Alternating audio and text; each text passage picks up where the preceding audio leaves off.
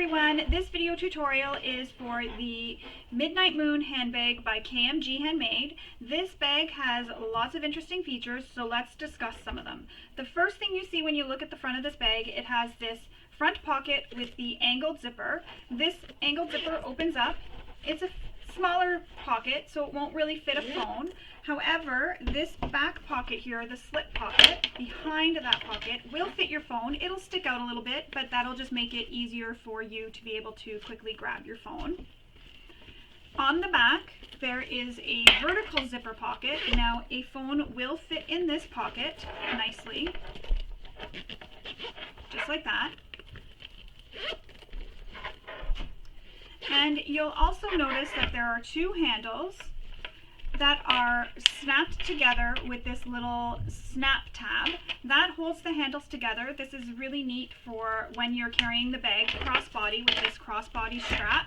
So that'll keep the handles together. They won't flop down and be all over and in your way. It'll keep them together while you're wearing the bag crossbody. If you find these handles are too short to fit over your shoulder, you can always just carry them on your arm like that. And then you can adjust this crossbody strap as tight as it can go and just be able to wear this over your shoulder. When you open up the snap tab and you look at the top of the bag, there's this recessed zipper. When we open up the zipper, inside there's quite a bit of room for a handbag. You have a zipper pocket on one side that has a zipper pocket overlay. On the other side of the bag, you have a slip pocket and also key minder, which is in all of the KMGhandmade bags. This is perfect for hooking your keys on so you don't have to lose them at the bottom of your bag and go digging for them. The base of the bag is wide enough, and then it has these nice triangles on the sides from the way the base of the bag is created, or the way we sew it together. It has these nice triangles. This is a nice feature, as well as this front zipper pocket. I really like these two features. I find them very unique, and even this snap tab. The bag does have quite a bit of hardware making it this way. However, when I show you the video and I walk you through sewing this bag, I do give some tips and tricks on ways to reduce hardware. So for example, these rivets here, instead of adding them, you can sew. Here, you don't have to use this metal zipper end. You can just sew a zipper tab. And if you really don't want to have the crossbody strap, that'll omit your D-rings and the swivel hook and the slider, and you can just leave that off and just have it as a little handbag. You can also omit some of the features inside the bag, so if you really don't want to have a slip pocket and the zipper pocket or the key minder, that'll make it a little bit of a quicker sew, and you'll also be eliminating some of the zippers if you eliminate the zipper pocket. Same thing as the back, you can skip that zipper pocket. Now the nice thing about this pocket is you can actually make this into a luggage sleeve by not sewing the bottom of this pocket. You'll have to measure to see if this will fit over the handle of your luggage.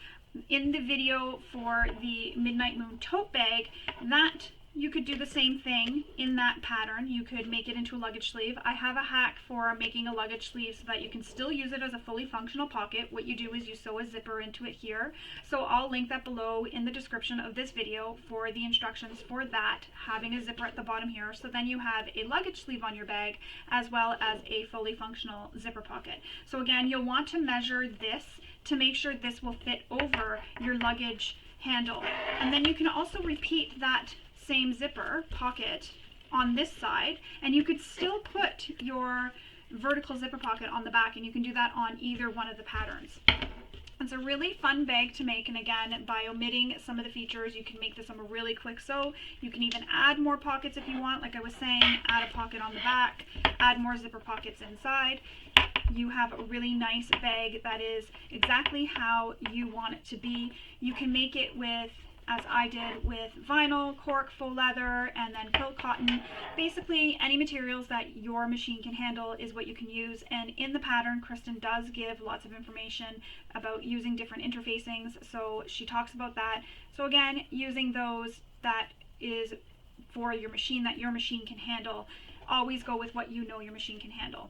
So I'm going to walk you through all the steps of making this bag. And one more thing that I wanted to mention, this is a drop-in lining bag. However, in this video tutorial, I do show you how to birth the bag by sewing it right sides together, and then we top stitch the top. So if you do want to do this as a drop-in lining, you can go ahead and refer to the video tutorial for the tote bag, because that one I made as a drop-in lining. So you can go ahead and refer to that one to see how the drop-in lining is completely done. But I wanted to show you how to do a birth bag just so that you have both options, because I do know some people prefer to do a birth bag rather than a drop-in lining. It's a personal preference.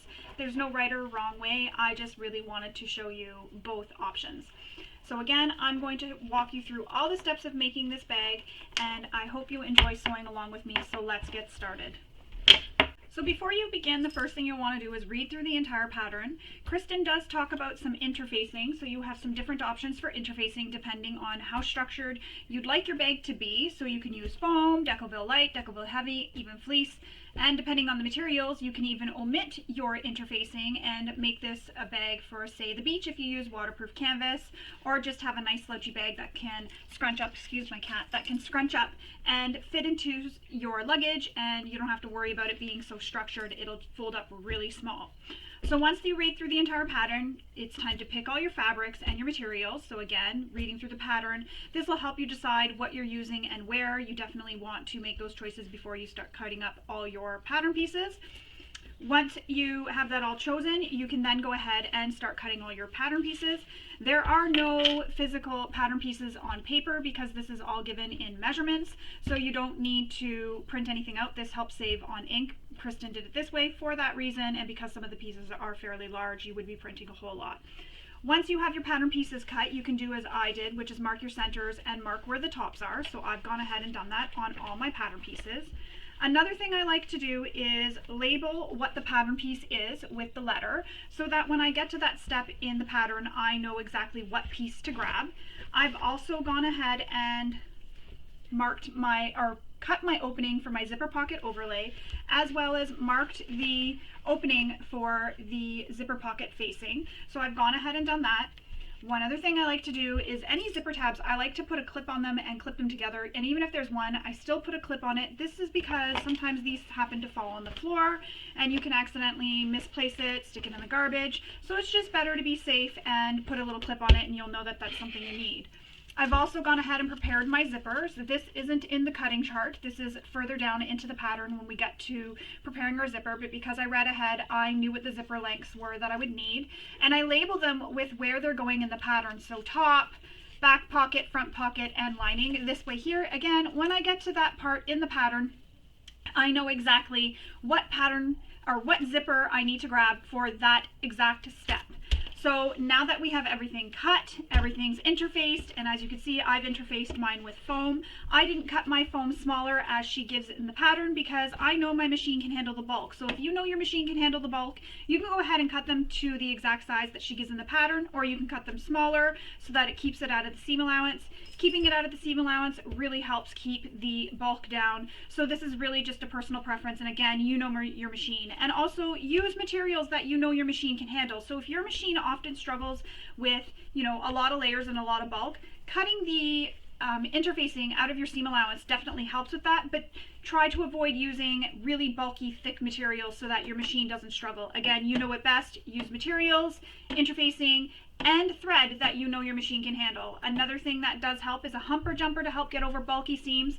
You'll want to use a Teflon foot if you're using anything like cork, vinyl, faux leather, and a walking foot can also often help get through bulk.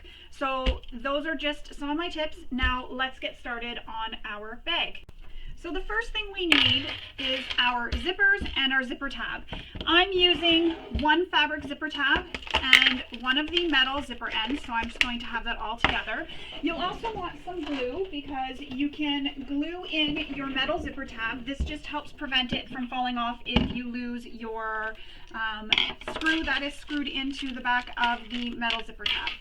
So we need two of our zippers. So the zipper that I need, she does give the length in the pattern, but I'm using the front zipper and the top zipper right now. I'm going to put these other two zippers to the side, and I've clipped them together just so that I don't lose any, because it has happened before that they fall on my floor and I can't find them. First thing we need to do is put our zipper tab onto the zipper that will be on your front pocket. So you have a zipper tab. You may have fabric that has a print on it. Mine doesn't have a print, it's just a solid print. But if yours does have a print, what you want to do is place it so it is right sides up, and place the zipper right sides together, lining up that raw edge with the raw edge of the zipper. And try to get it centered so that you have it even on both sides. If it's not centered, it's not the end of the world. You just want to make sure that you get it as centered as possible. So once you have that like that, you can go ahead and place a clip if you want. Then you're going to take the right side, fold it over towards the back of the zipper, and place another clip there to help hold all those layers in place. And it's looking like that so far. Then remove the first clip you placed and fold the other end over so that it folds over the back again, just like that. And yes, you have a raw edge, but we're going to be taking care of that in just a moment. So once you have that all pinned like that, go ahead and sew this with the seam allowance given in the pattern.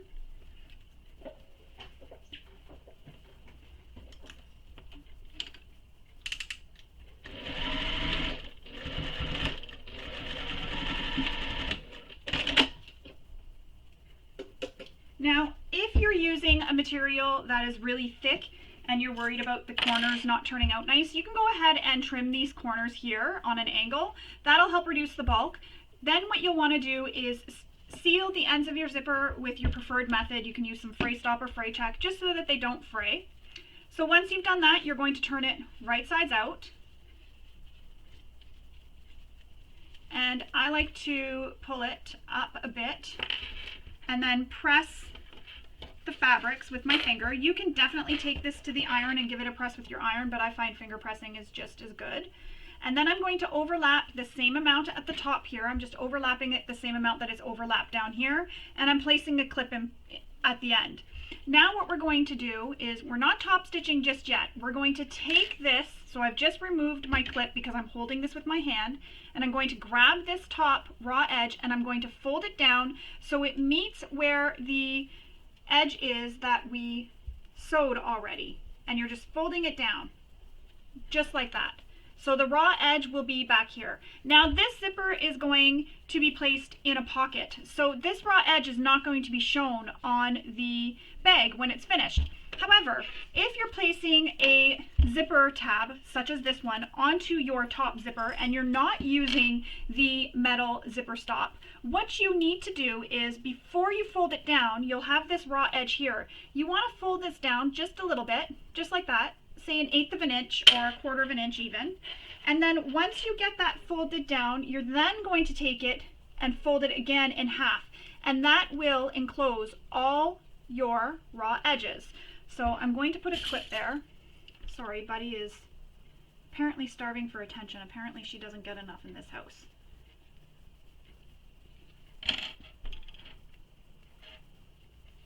So it'll look like that. I don't know if you can really see, but there's no raw edge there at all. It's inside.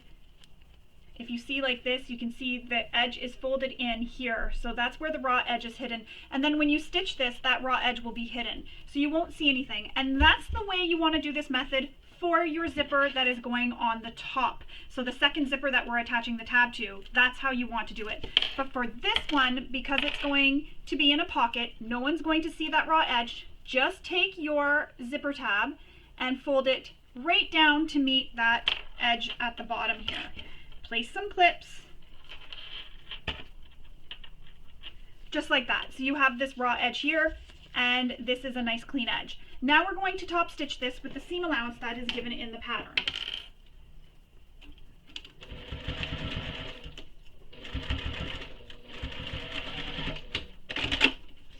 This is such a unique way of making a zipper tab, and so fast too.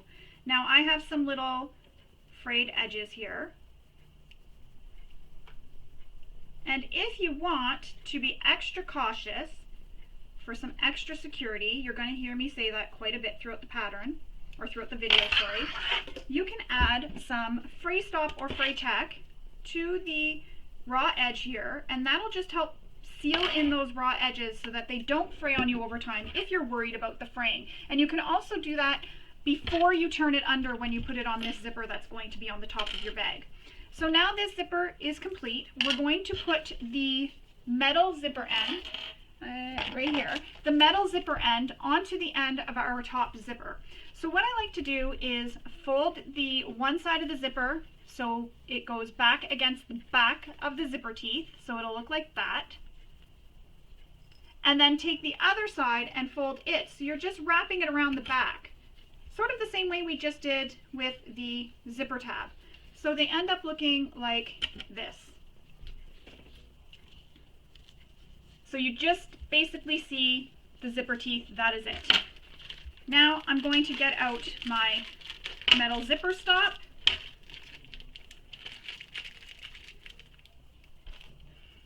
I also need my screwdriver and my glue. So what I like to do is put a bit of glue inside this metal zipper stop, and I just use Beacon 3-in-1 glue. And again, this just helps in case that screw falls out. Your zipper tab won't fall off, and you just need the smallest amount of glue. You don't need a whole lot. Then you're going to take your end of your zipper and make sure this rounded part of your metal zipper stop is on the same side as where the zipper teeth are. And you're just going to insert your zipper into the metal zipper stop and just push it in until it can't be pushed in no more. And I put a bit too much glue, so now the glue is getting all over me. I think I squeezed a little too hard. That's okay, because it comes off. It just rolls off your fingers. That's the nice thing about this glue. I just got to make sure I don't get any on Buddy, and of course she's right in the way. So all I'm doing is just pushing this into the zipper stop as much as I can until I feel that it can't get pushed in any further. Come over here, come over here, come over here. I'm just going to move her onto her little mat I gave for her. So it looks like this. So now it's on. I'm going to remove those two clips. I don't need them there anymore. And then we have this little metal, which is magnetic, screw. No, that's not for you. And I'm just going to screw it in. And I've said this in past videos that when you're screwing this in, don't put this in your hand. Screw it so that it is against the table, not against your hand. That way there, if your screwdriver happens to slip, because it has happened with me before, you're not going to stab your hand because you've screwed it against the table. Instead, it'll just slide and hit the table. So that's how it looks when it's done. So we're done with this zipper. Now we're going to grab back our first zipper we were working on, and I'm just going to peel back the little label because I'm going to put this back on when I'm done. And we need to open our zipper, so the opposite end of where our zipper tab is. And now we're going to fold these at a 90-degree angle. So to do that, all you're doing is taking this corner and you're bringing it down. So take the corner and bring it down behind the zipper. So corner, and you pull it so it goes down behind the zipper, and then in the front it'll look like that. Hang on, my hand is in the way. It'll look like that in the front. So you have this little fold here, and it turned it so that in the back it looks like, again, my fingers are in the way, it looks like that. I have a video tutorial on my YouTube channel, which I will link below, which goes into more detail of how to do this, and it also shows you how to put a zipper pull onto your zipper tape. So I'm also going to link that below as well, just for those who are new to using a number 5 zipper maybe. This will be really helpful. It'll show you how to put your zipper pull on and also turn these zipper ends. And the reason why we're doing that is this creates a new zipper stop, because right now if you zip your zipper closed, you would lose your zipper pull because it would come flying off your zipper tape. So you really need to make these zipper stops, and this is the way to do it. So as you can see with it pinned, I'll zip this up, with it pinned, see how you can see that this is flush here with this edge, and I have it so you can see a little triangle back here, but then on the front it looks like that. So now we're going to stitch this as close to the edge as possible on both sides. And when I stitch these, I do leave the pins in. This is just to help with ensuring that nothing shifts on me while I'm sewing. So I do try to hand crank or sew very slowly the first few stitches. Remove the pin.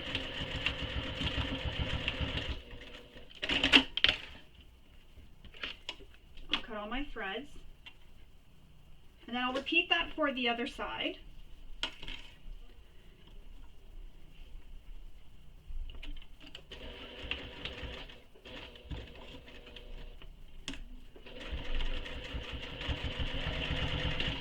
And I just back stitch a couple times just to secure it.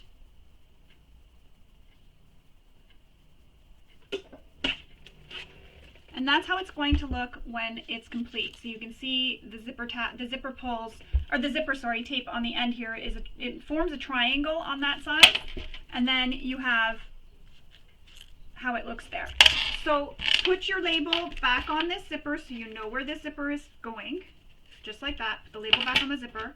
Take the label off the second zipper and repeat that process for the second zipper. So again, open up your zipper a little bit.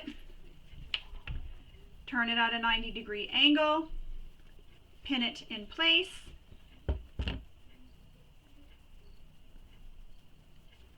repeat for the other side, turn it at a 90-degree angle, pin it in place, and again, I have a more in-depth video tutorial that I will link below, so before you do this, if you've never done this before, definitely give that a watch. It's very helpful.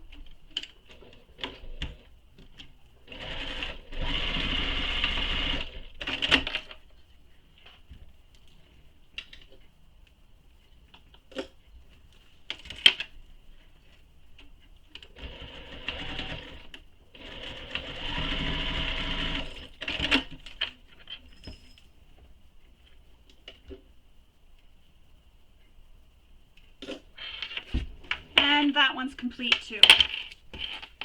I'm going to put this back with all my zippers. I'm going to pin them all back together just so I don't lose any of my zippers.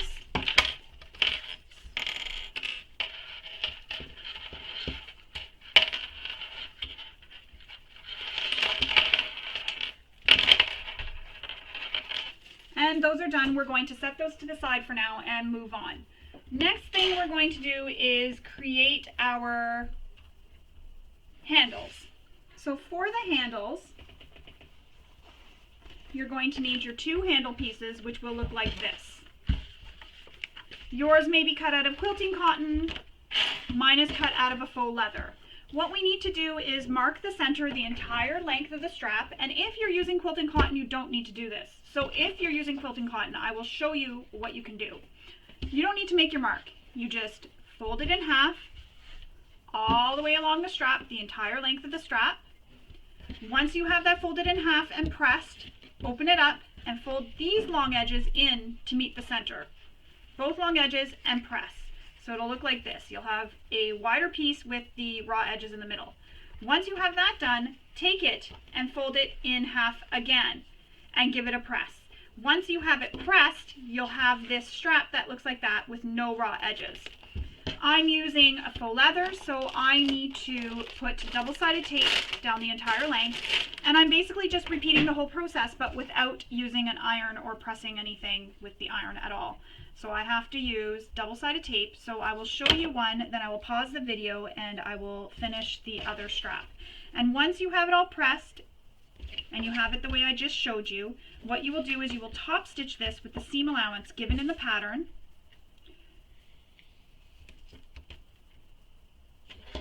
And then your handles are all done.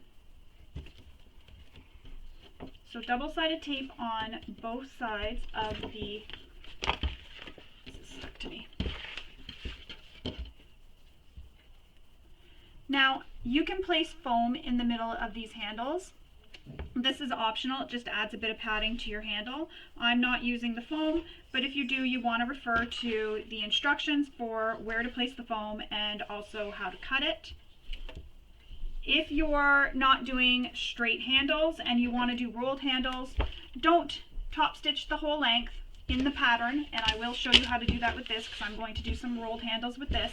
In the pattern there are instructions for measurements and where to start and stop stitching, so you want to wait and don't do that. But if you're just doing flat handles, you'll want to just do what I said, fold it all in half, press it, fold the long edges in like I'm doing now to meet the center, and then once you have the long edges in to meet the center, go ahead and press it, or not press it, but stick it, fold it in half again, sorry, all together. And again, if you're using cotton, or something that can be pressed with an iron, go ahead, skip the double-sided tape, that saves you on double-sided tape, and just press it with your iron. If you do not have double-sided tape, a good option is a washable glue stick. You can find these at the dollar store in the school supply or art section. They are excellent. I've used them many times. What you do is, once you've used the glue, you don't want to stitch it right after you've glued because it's gummy and it will gum up your needle. So what you do is you just take your iron and you press the item with your iron. Of course, if you're doing it with an item that can't be pressed, you can't do that. You'll have to leave it until it dries. You'll have to put something heavy on it, leave it till it dries.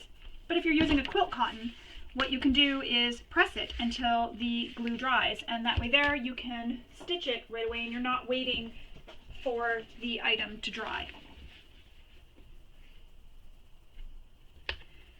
So I'm going to press this into the center, and I'm leaving a small gap down the center of my strap. This just helps make the strap a little bit nicer when you fold it in half again. You don't have all this bulk in the center, so I'm just leaving a slight little gap.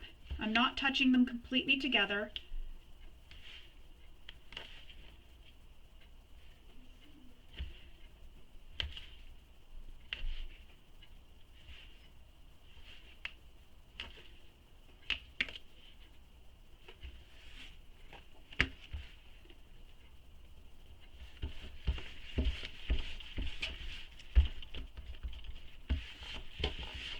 So now I have that just like that. I'm going to take this and fold it in half again, just like that.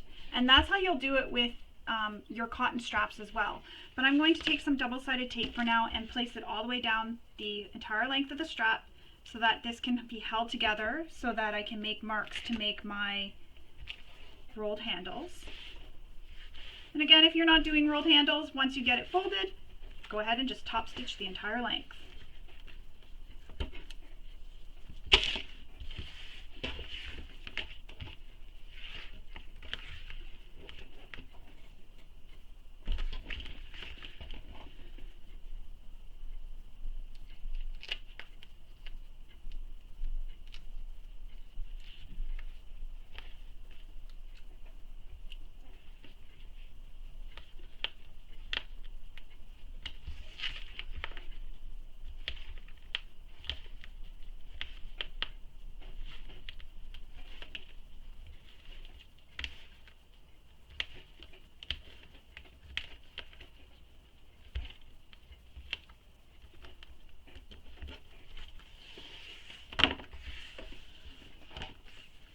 So if you've pressed your strap, this is how it'll look.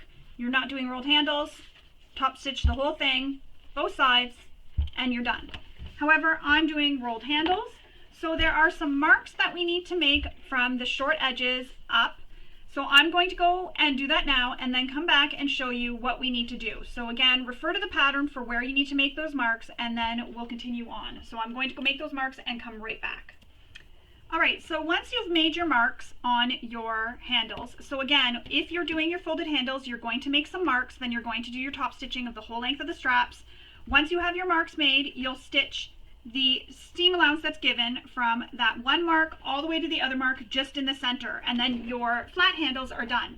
However, I'm doing the rolled handles, so I've made 2 different marks and I've also marked my center. I'm going to open this back up again, and yes, I know I used double-sided tape. That's okay. It was helpful for when I was making my marks. And I'm just pulling this open again all the way down. If you want to avoid using the double-sided tape right now, you can go ahead and avoid using it and just not put it on just yet, but I like it because now once I get the rope in, I can go ahead and close that back up and the rope will be in the center. So now I'm going to take that center mark that I made and I'm going to fold it in half and put the rope at that center mark that I made. So the center of the rope at that center mark I made. And another little thing you can do here is you can apply some double-sided tape onto the rope, or where the rope is, just at the beginning to help hold it against the middle of the handle. Just like that. And that'll help hold it in the middle. Find the middle of the rope again. in the middle of your handle.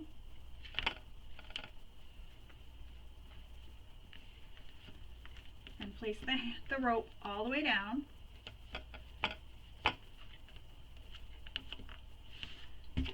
I'm going to apply some double-sided tape at the ends.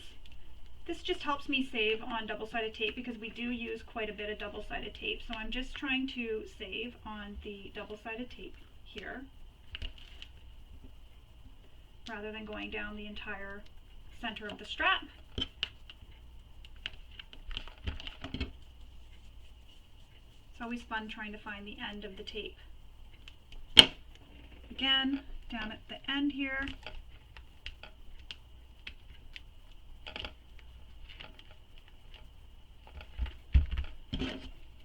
And it'll look like that with your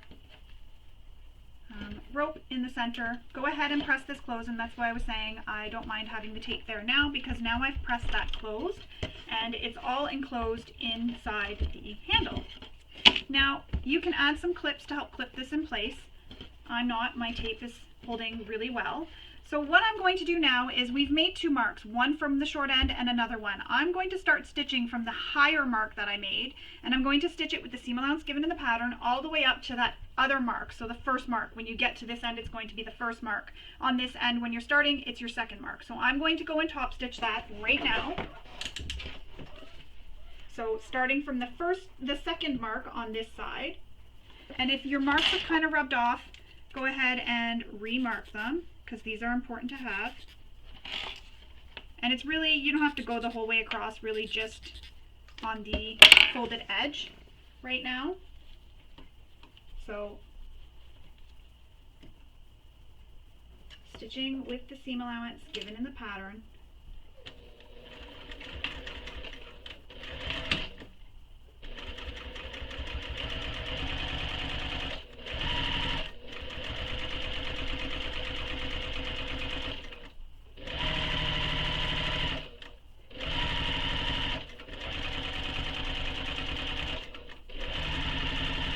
And I'm stopping when I hit that second mark here, or the first mark here, not the second, stopping when you hit that first mark.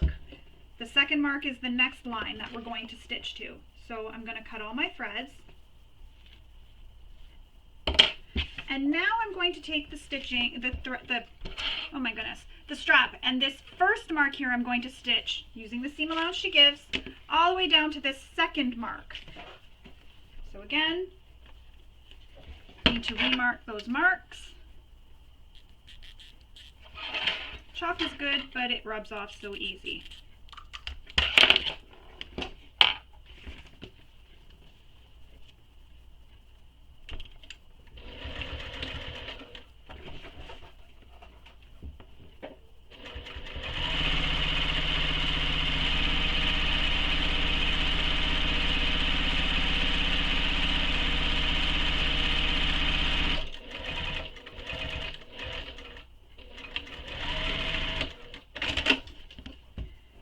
Trim your threads.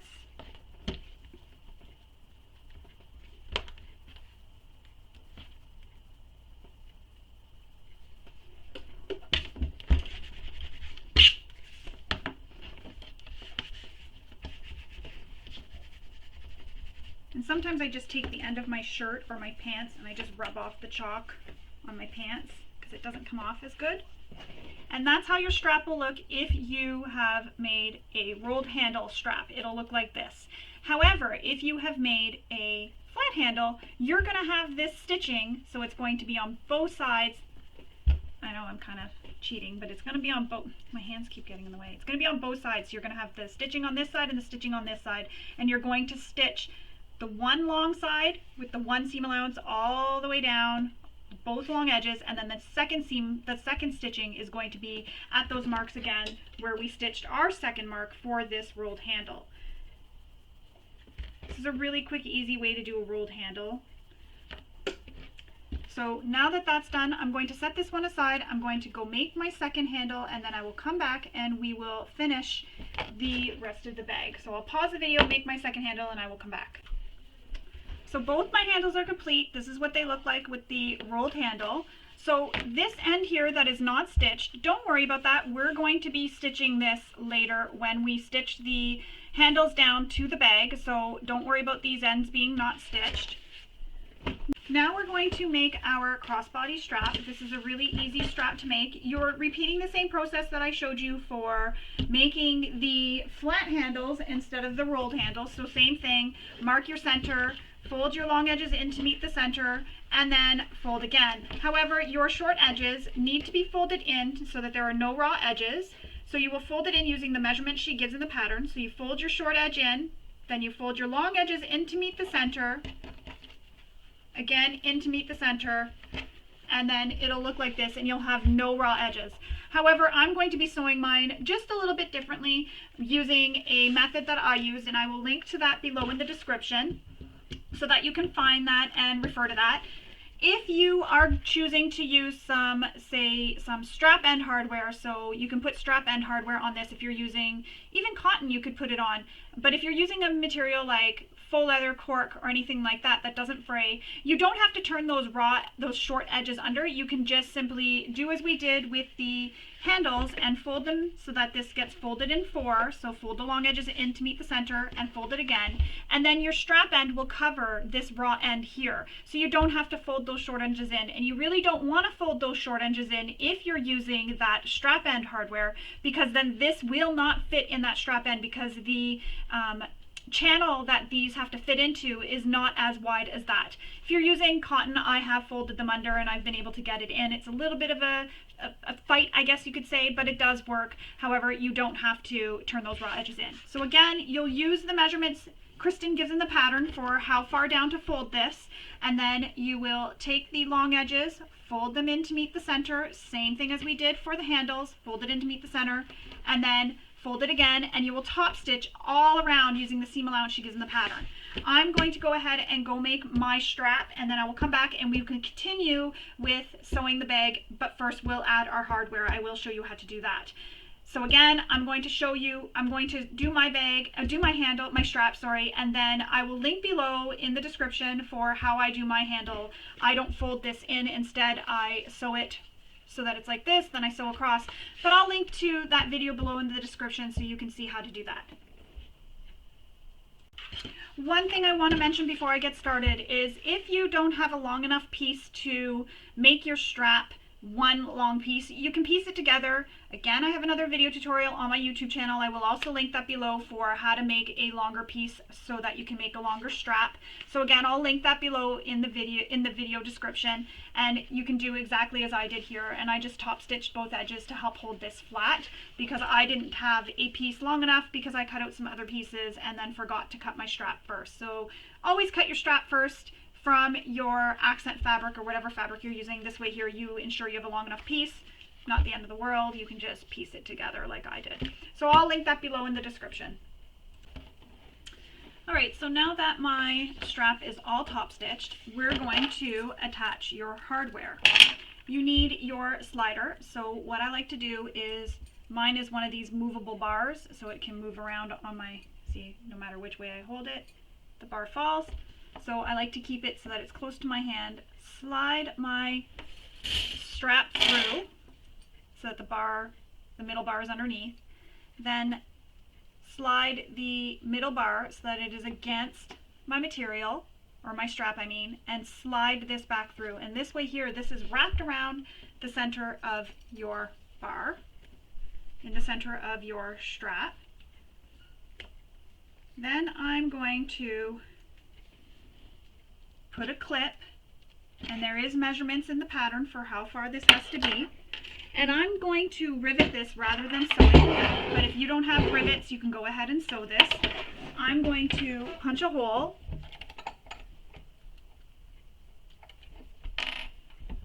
and install a rivet. So I'm going to punch a hole centered on my strap.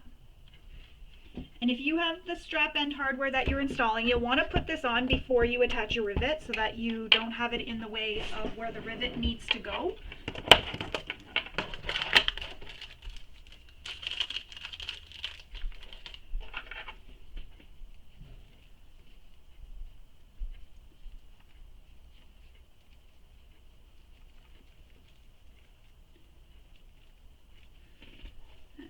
punch this hole because it didn't punch all the way through.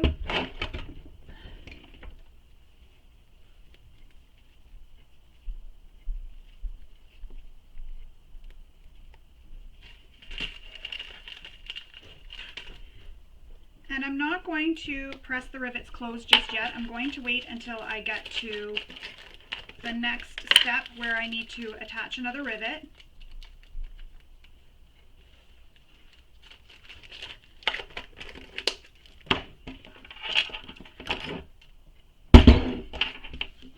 So now that that's done, I'm going to lay my strap so this end here is facing up, put it all the way down across my table, and when I put my slider on, I want to make sure the slider goes against the table, so make sure your strap is flat, so find the same side and put the slider on so that it is facing down towards the table. And then when you slide this down and we slide this back through to the other side, I'm covering up this end with this side of the strap. It really doesn't matter, it's a personal preference, but that's just what I do.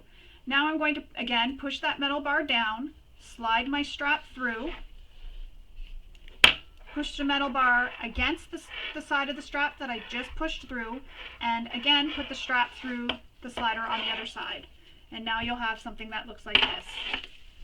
Once you have that done, again with your strap so your slider is facing the table, nice and flat, my my swivel hook is going to be against the table. That way there I know they're facing the right way. I'm going to fold this over using the measurement that she gives in the pattern. Clip it in place, and again, if you're using hardware, you'll want to have that hardware on first before you punch your rivet. So put your hardware on and then punch your rivet. The hardware doesn't go on until you're done putting on all the sliders and swivel hooks, because if you put it on before, you're not going to be able to get it on. So you'll still have raw edges at this moment. So you'd put the strap end hardware on, then find where you can put your rivet. So I'm going to punch a hole in this centered again.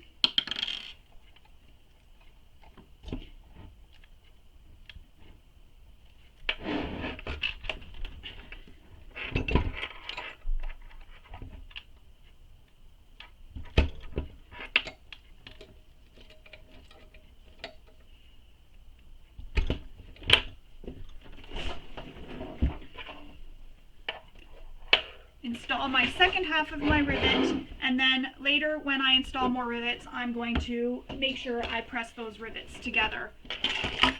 So now I'm just going to install that rivet.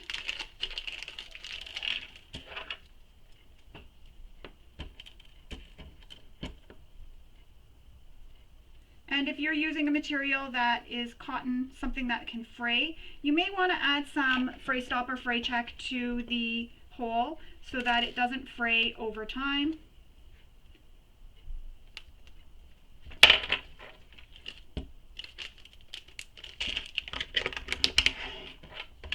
And there you have it. This is how your strap will look once you have your rivets all attached. You can go ahead and put this to the side for now. So in the next step, there is some information about making a posh peekaboo strap. I have this in another video, so I'm going to link to that below because I have all the instructions. I made one in a previous KMG handmade bag, so I'm just going to link to that below in the description so that if you want to make the posh peekaboo strap, you can go ahead and find that in the other video. So next we're going to work on our front pocket. So you need your front pocket C piece. So it'll look like this, your front pocket C and your front pocket zipper. So go ahead and grab those two items.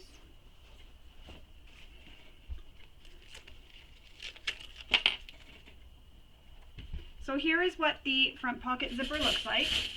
First thing we're going to do is take it and flip it so you're facing right sides up. Then you're going to fold it so you get a triangle, and you're going to pin it along those raw edges.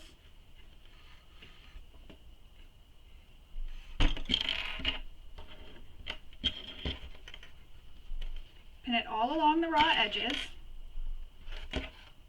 And you can pin both sides if you want, just to kind of help hold this in place.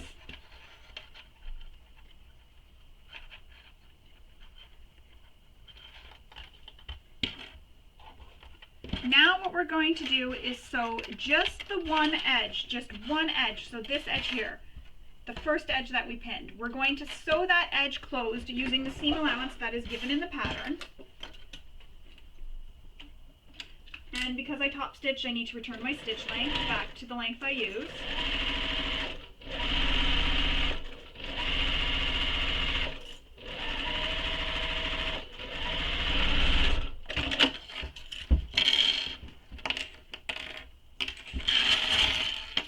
Remove all the clips and then trim your corners, because you want to have this poke out nice and neatly. And I like to trim a little bit extra of the seam allowance here just to make sure that it pokes out nice. Then we're going to turn this so it is right side out.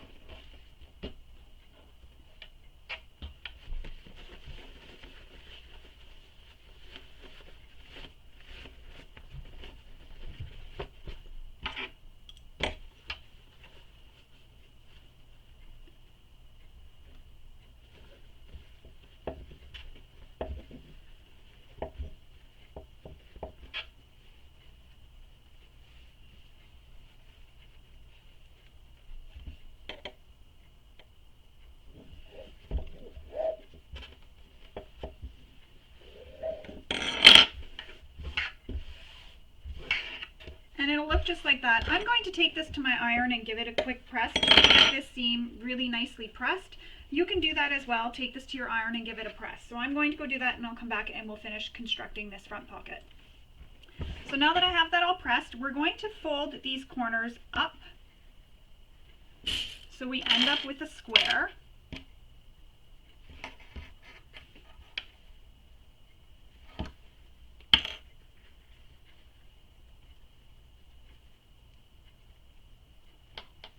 And press it where those corners meet down here, because this is where you're going to be placing that zipper tab. So you want to know exactly where the center is. And it'll look just like that. See, once your zipper is installed. Can't get it in there. Anyways, once your zipper is installed, it's going to look just like that. With the zipper, oops, maybe I can do it this way. Yeah, I can. With the zipper in the middle, and it'll look just like that once we get this all installed. Of course, the tab won't be hanging out, but that's how it'll look. So give that a press so you get that corner pressed nice so you see where it is. And then we're going to unfold this again, but leave one edge folded. So with the one edge folded up,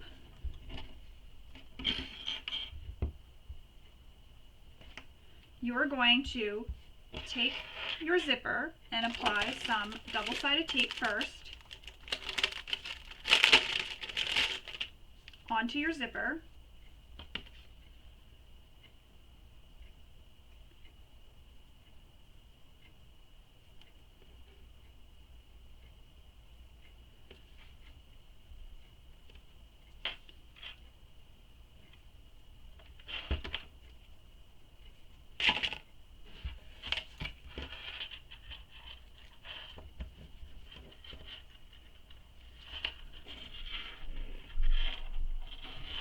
And then you're going to place this edge so that the zipper tab is right in the center, and you want to place this exactly how she says in the pattern.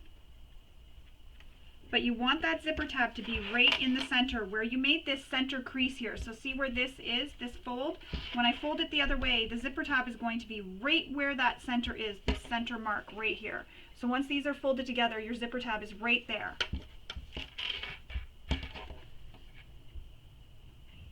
So you want to make sure you get it nice and even. Make it even across the zipper.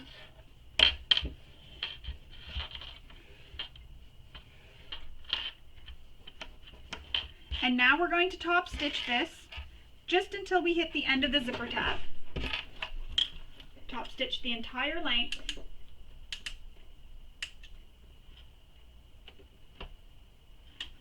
My machine came unplugged.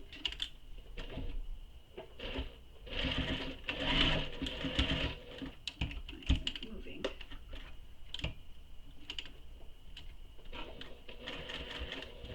Just be careful if your zipper pull is there. You don't want to hit your zipper pull with your presser foot or your needle.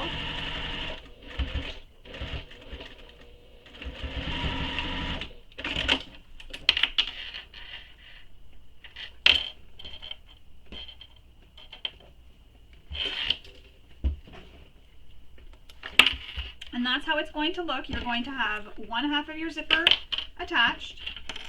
Next, we're going to take this side and we're going to flip it so it comes to the zipper here. And this can get a little bit tricky, but you can definitely do it.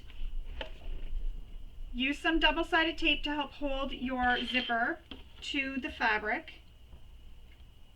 Double-sided tape is your best friend here.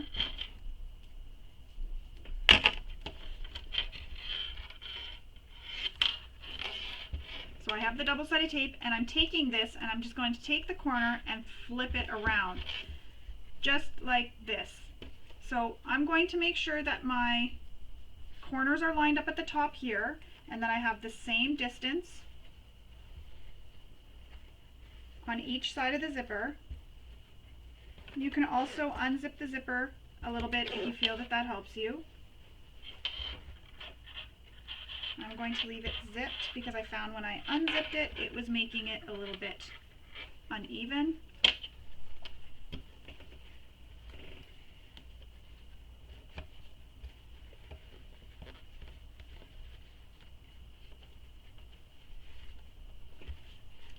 And I think I sewed too far onto the zipper tab, so I'm going to unpick some of my stitching. I accidentally went too far. I'm just going to unpick some of this stitching on this side of the zipper tab. So you just want to sew up to your zipper tab. Don't sew to the bottom like I did.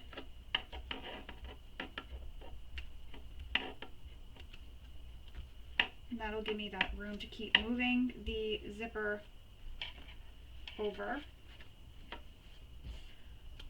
I'm just going to go back and stitch over that right here at the top, just so that it doesn't come undone.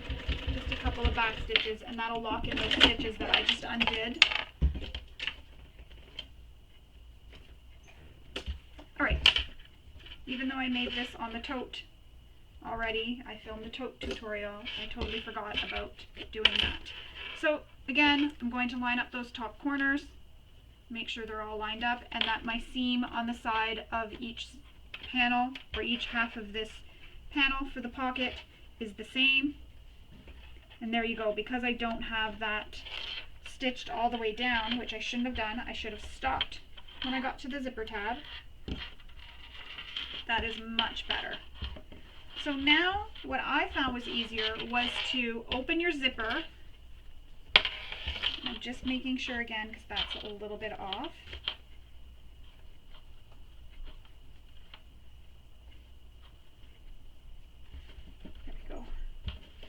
Now what I found was easier to top stitch this is to open my zipper all the way up and then top stitch this all the way down, this seam allowance.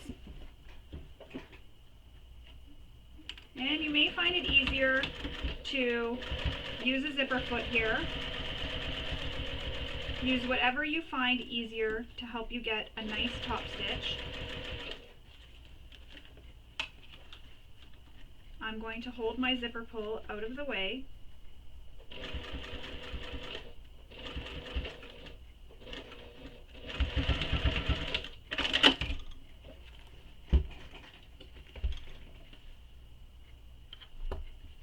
Snip all your threads. Zip it back up, and that's how it looks so far. Now we're going to trim our zipper tabs, and you want to trim them so that they're even with your triangle. And this just helps you be able to turn this right sides out.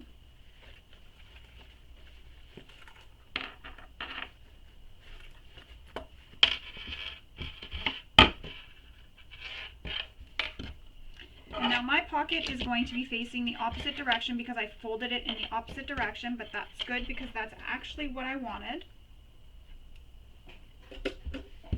But your raw edge should be on the left side if you followed Kristen's instructions, where your raw edge is on the left side and your zipper will be pointing up. I wanted mine on the right because when I wear my bags, I wear them on my right shoulder, and I want this zipper pocket to be able to be unzipped on this side. So now that is all stitched like that, or flipped out, now we can top stitch this top edge here. And I'm just keep pressing this just to make it nice and flat. And I'm going to pin this together. Oops.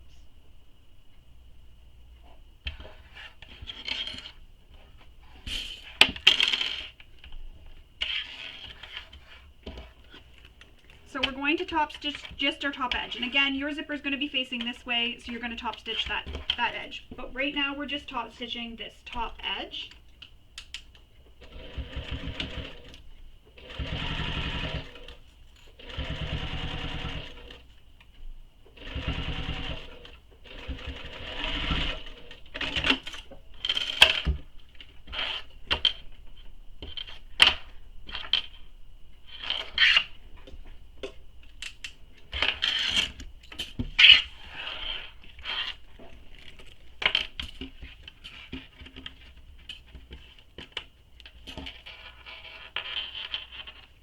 And that is how it is going to look, but yours will be this way with your top edge here stitched.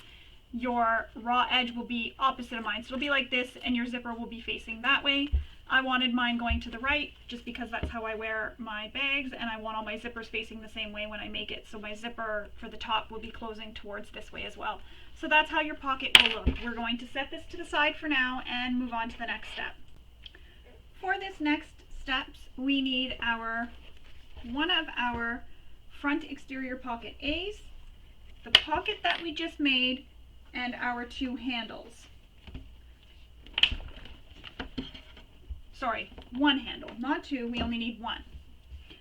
There are some marks that you need to make. They are given in the pattern, so there's some marks that you're going to want to make on your exterior pocket A piece. So go ahead and make that. I've already made mine, so now I'm just going to move on. So I've made my marks. That's for where we're placing this little zipper pocket that we've made. And we want to find the center of this pocket. So I'm just giving this a press with my hands and finding the center. And then we need some pins so we can pin this in place.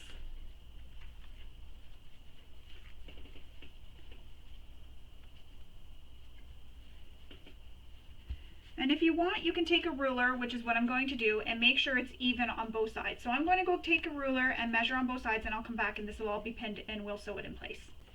Alright, so mine is all pinned in place, just like that. Now we're going to sew the sides and the bottom of this pocket using the seam allowance she gives in the pattern. So go down, you can stitch the bottom first, then go up the sides. That'll just help hold it in place.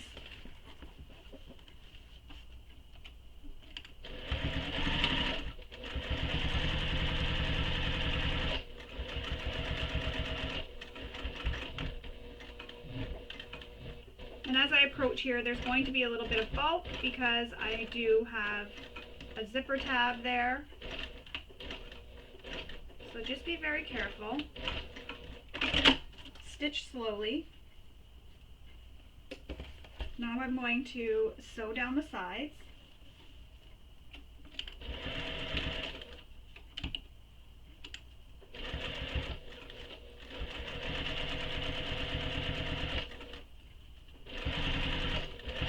And if your zipper is dangly like mine, you may want to move it out of the way as you're sewing these so that you don't accidentally hit it.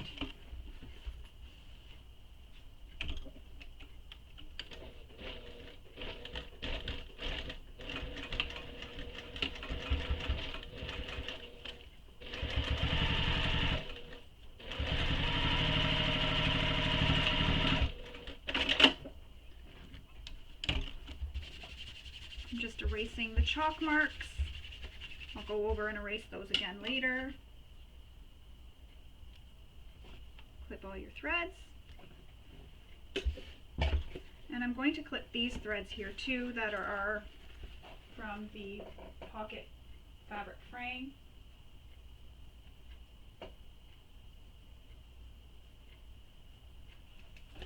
A little haircut. Alright, so now it looks like that. You need to now make some marks for where we're going to be placing our handles. So I've gone ahead and done those marks already, but you can pause the video and go ahead and make those marks. The handle also has to be marked as well from the bottom up because that's where it's going to be placed on the panel. So you want to make those marks as well. Once you have all those marks made, with the rolled handle, the rolled handle part, you can have it either way. It's really a personal preference. You can have it so the seam is out or so that the seam is in. I like it so that the seam is in so that the rolled handle is showing on the exterior of the bag.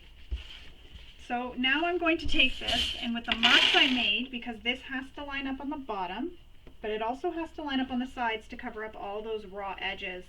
Well, there's only one raw edge, I guess, on the pocket, but you still want it to line up. So I'm going to pin this in place. And I can go in with my iron after and erase these marks. I'm just going to lift up my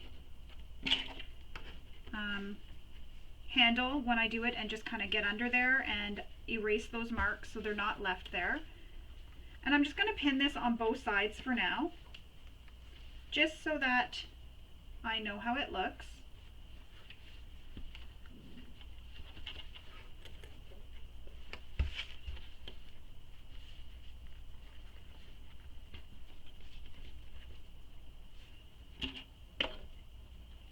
Also, make sure your handle is not twisted. Take your time, making sure everything is all lined up and nothing is twisted on you.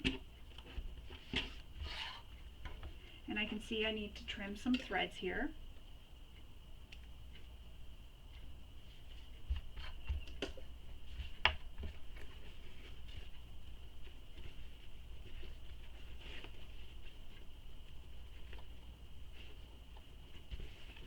And if your handle is not lined up good, go ahead and make those adjustments now before you sew anything down. And you don't want the handle to be pulling on the fabric or to be pulling your panel up. You want it to be laying flat and straight.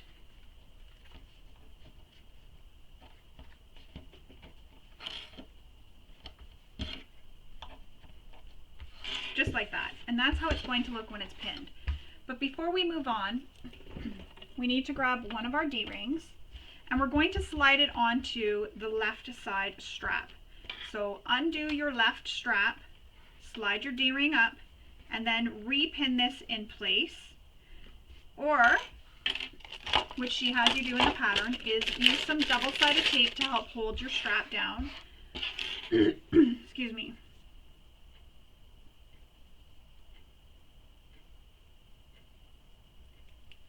So I'm actually going to put the double-sided tape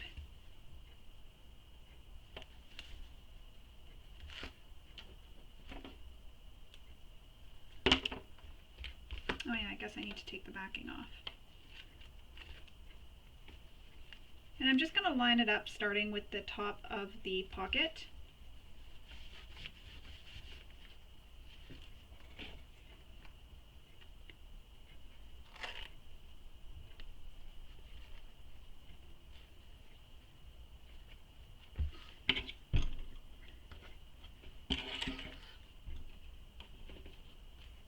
Now you have this D-ring on. Don't worry, we're going to take care of that in a moment. I'm going to add double-sided tape to the opposite side, and then I'm going to go to my iron. I'm going to erase those marks that I made when I made my marks for where my strap is supposed to be placed. Because now that it's double-sided taped down, I don't need those marks there anymore. The double-sided tape is holding it exactly where it needs to be. So I'm going to pause the video and I'm going to go erase those marks that I made for where my handles need to go. All right, so now we're ready to stitch these handles to our panel. So we're going to start on the short end. We're going to stitch up to where our stitches are, sew across, and back down. And keep this D-ring up in this part between, so I have clips up here. Keep it up closer to the top. You don't want it down in the middle here. You want it up here. So keep that there. And then I made a line so I know where to start and stop up here so that I know how to sew straight across from that edge. So I made a line so I know to stitch on that so my stitching stays nice and straight. And you're going to repeat that on the other side for the other handle as well.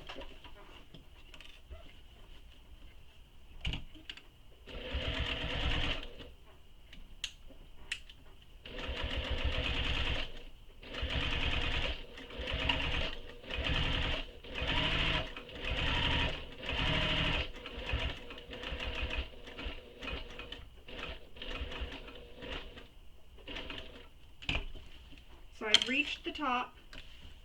I think I went a little bit too far, so I'm going to just pull my stitching back. I'm going to stitch across.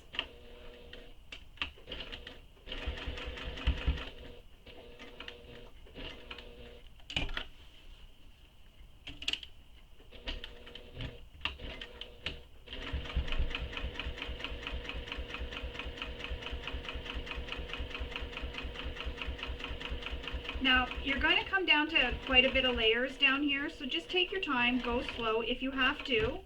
Hand crank over it, that will help get through the bulk.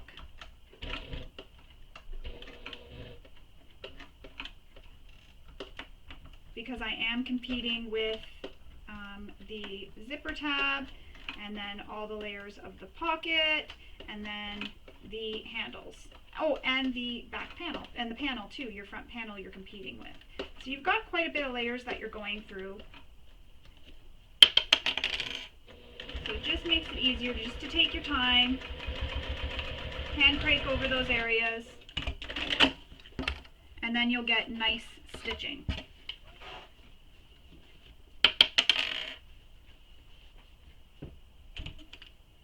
Repeat this for the other side.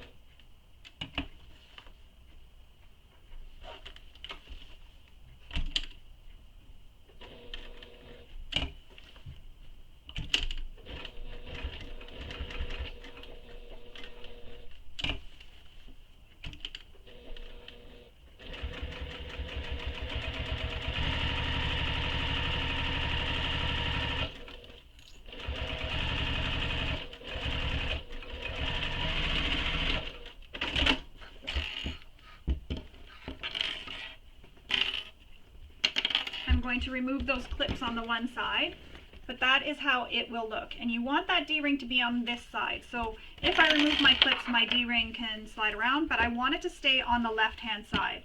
Next, we want to put some rivets above where the D-ring is. So for the rivets you can use the measurement. I'm going to look and see.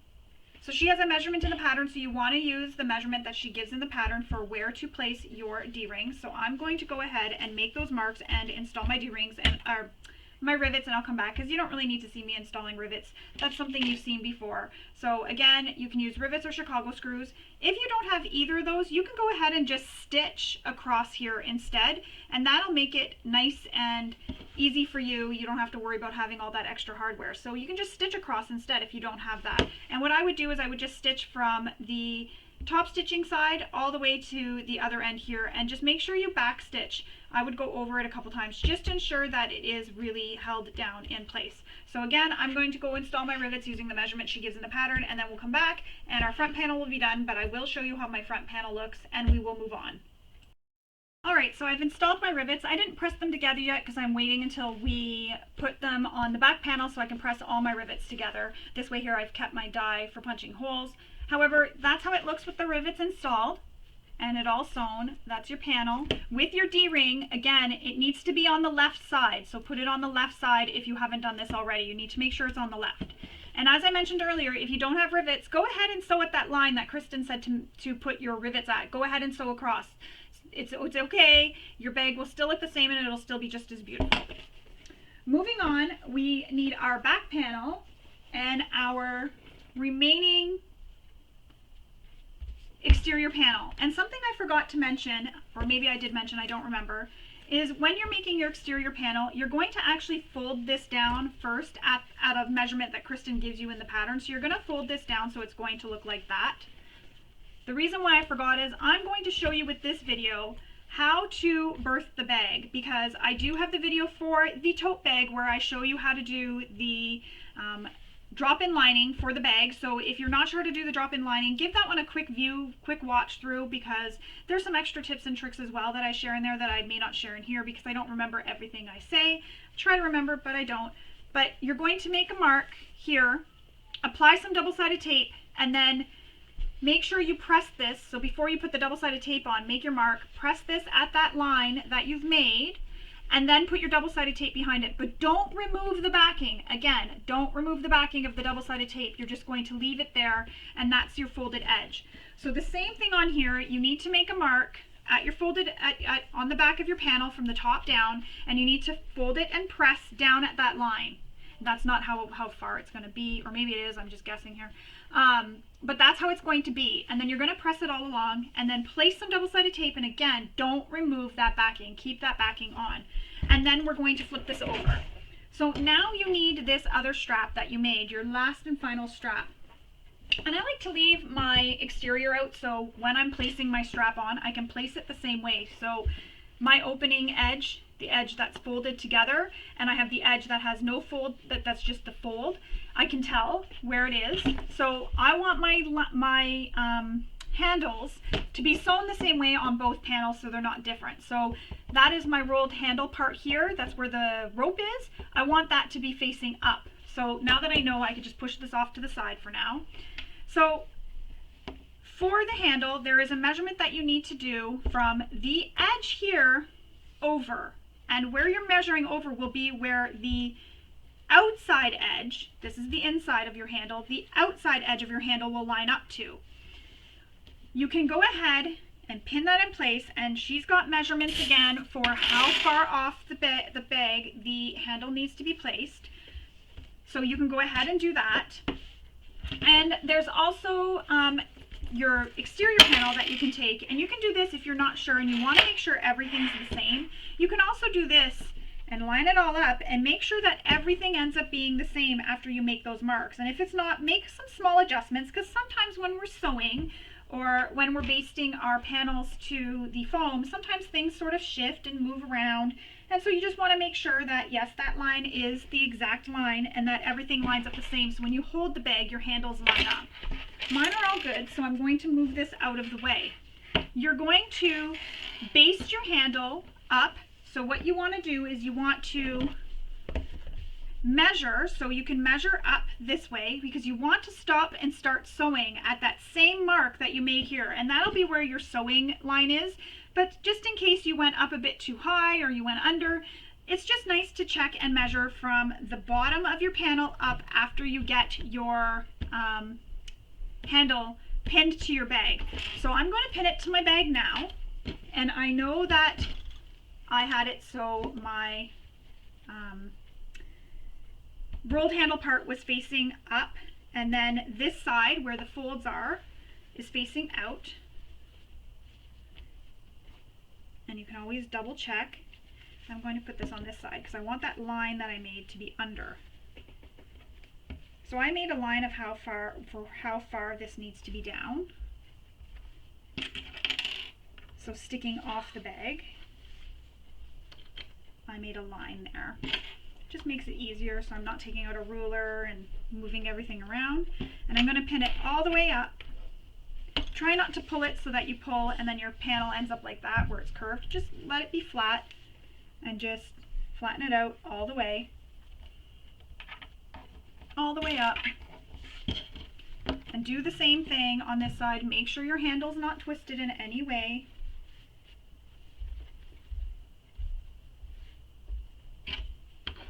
Just like that. Flatten it up, go up the line.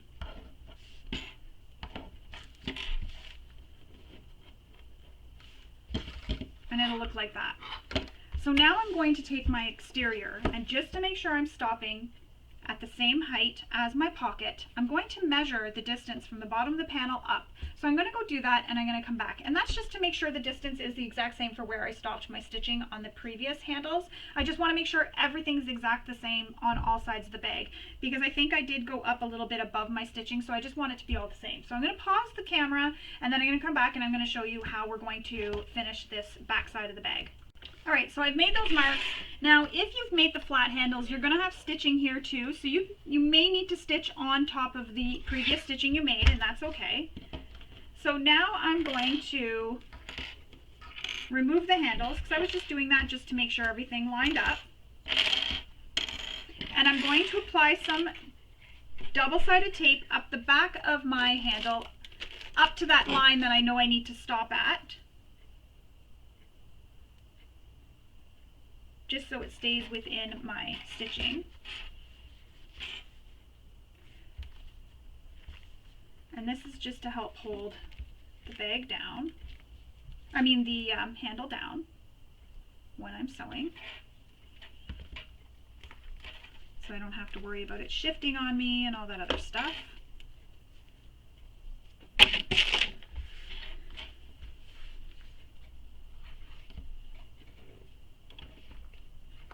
And then I can place this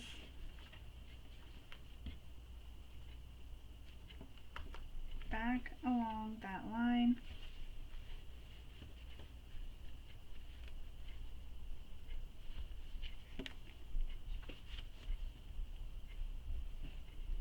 Make sure the outside of the handle is on the outside of the, the outside of the handle is against that line that we made. And I'm taking a little bit more time because I'm not going to be removing any clips. This is just the final step before I start sewing.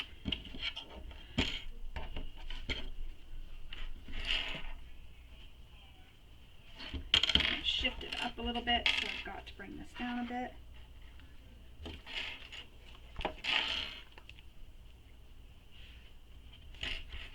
It would have been better if I made that line on the right side, but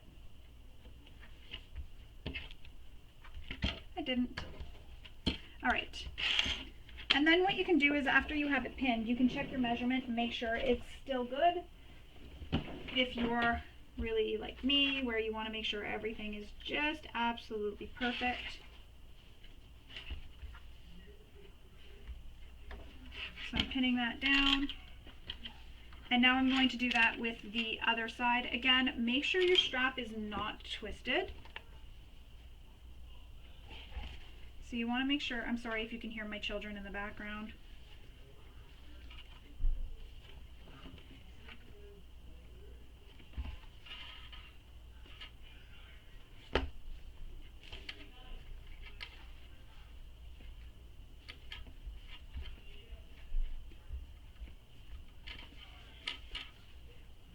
Alright, and now I'm going to pin this in place.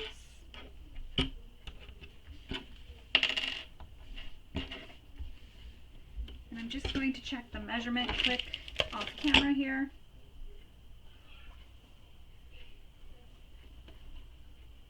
Perfect. Just want to make sure I didn't move anything. So now we're going to stitch this in place using the seam allowance she gives, and we're going to stitch up to where you made those lines or where your previous stitching ends. If you didn't make those marks, don't worry about it. I just like to do it just to make sure that I'm stopping at exactly the same height as I did on my front panel. And the other thing that I didn't do was increase my stitch length when I stitched my handles the first time, so I need to keep the same stitch length. Usually I use a longer stitch length to attach my handles to a bag, or I like to try to. Totally forgot this time.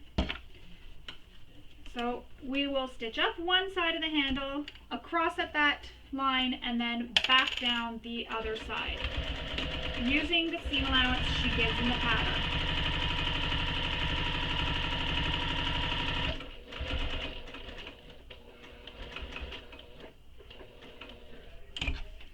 And if you're worried for extra security, you can always backstitch up here too, just to add some extra security to where your handle stitching is across the top, and that'll help hold the handle on and make sure it's nice and safe and tight up there. However, we are going to be adding D-rings, a rivet and D-rings. So you'll have not D-rings, sorry, the rivets that are going to be up there. So that'll actually help hold this as well. But again, you can backstitch if you want. And now I'm sewing the second handle to the main back panel.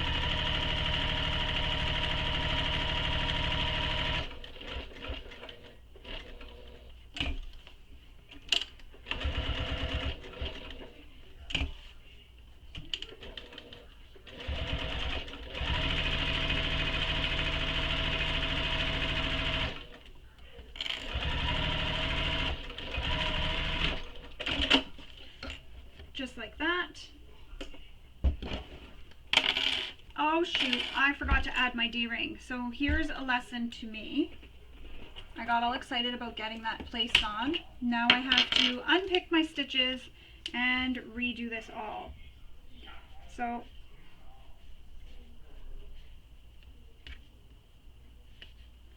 I'm going to pause the camera for now and fix this. So before we attach the left side down, we need to slide our D-ring onto it. So go ahead and slide your D-ring down onto the strap so it's up there. Line up the handle.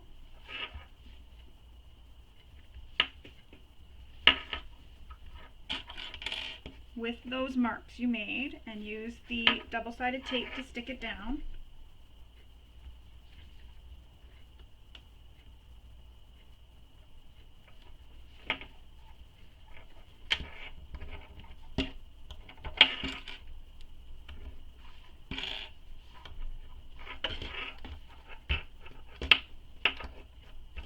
Just going to check the distance to make sure it's good.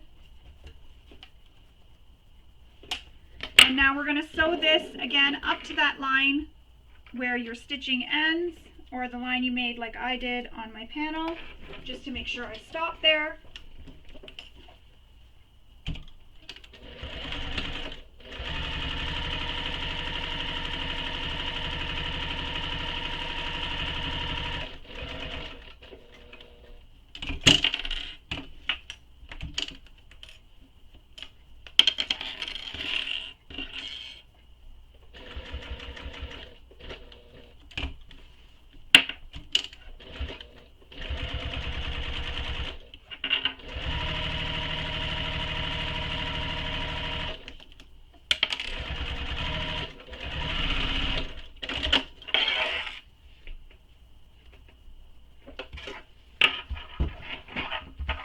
Okay, and now we need to deal with this D-ring and have it so that it's like this panel here where we have our rivets.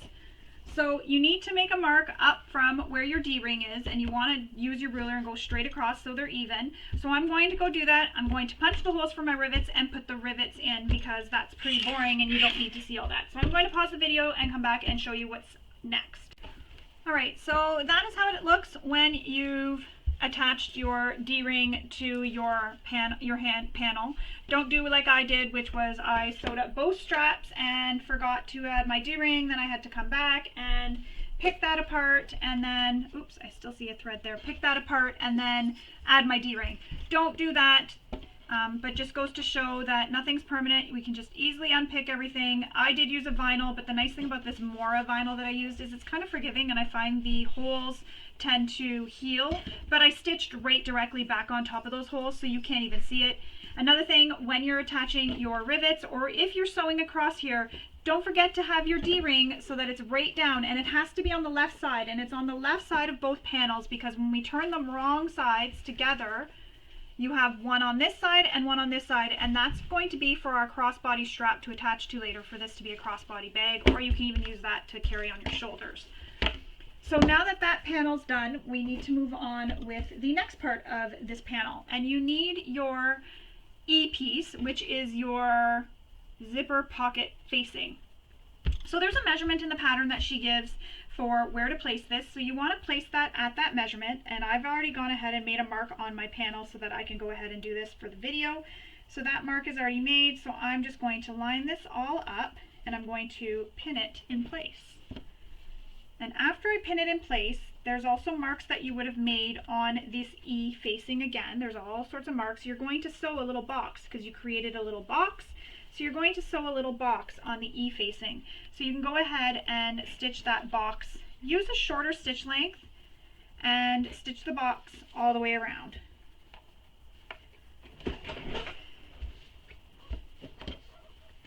If you used a non-fraying material, she says that a facing is not needed. So you'll want to refer to the instructions for that.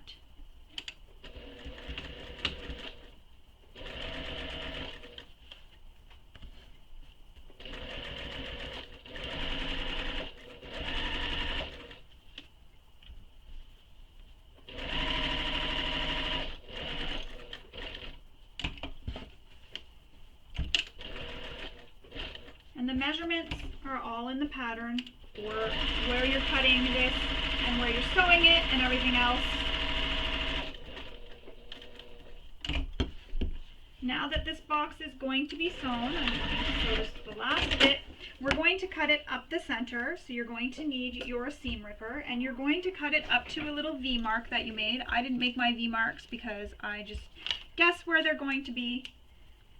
I like to do it that way. So just with your seam ripper, just get a little line going, a little hole, just a little hole going in the middle of that box you sewed. And then we're going to cut into this. Careful not to clip your stitches.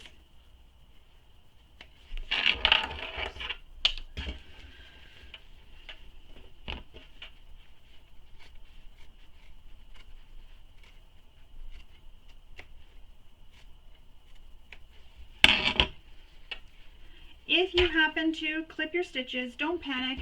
Just go ahead and back stitch down on the one side here, the long edge. Go up, go across, and back down and back stitch, and that'll help you reinforce the stitches there. Now we need to turn this pocket facing through the pocket holes, so I'm pressing with my fingers to get it pressed here. Another little tip is you can cut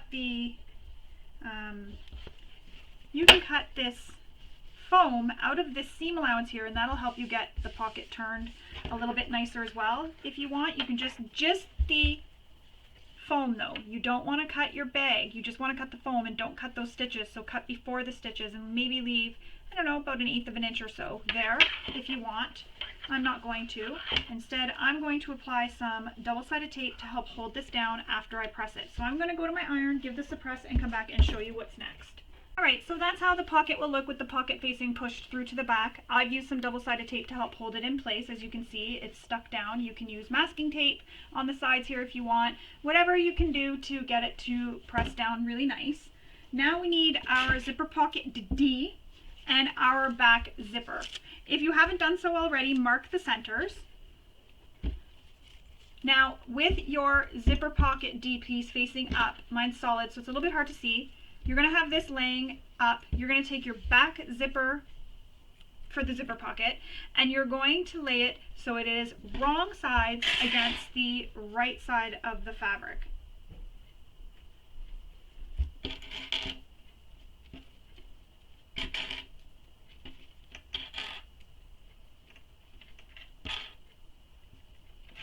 So your zipper is facing right side up, and your zipper pocket panel D is right side up as well.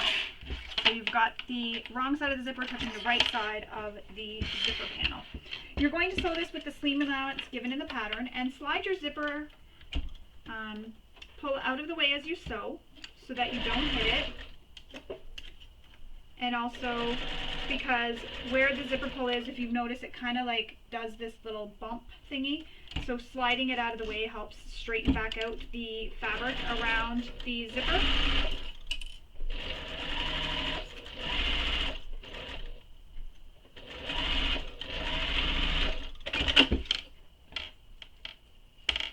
Then we're going to press this so it is away from the zipper.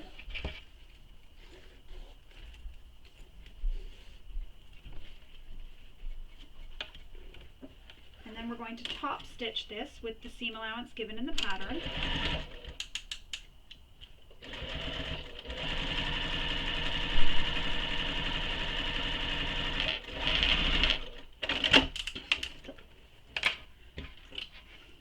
Now, with your zipper panel again facing right side up, so I have my zipper down near me here, you're going to take this and you're going to flip it so that the wrong side of the zipper again touches the right side of your zipper panel. And you will also want to make sure your sides line up. So you can flip it over, make sure everything lines up nicely and neatly.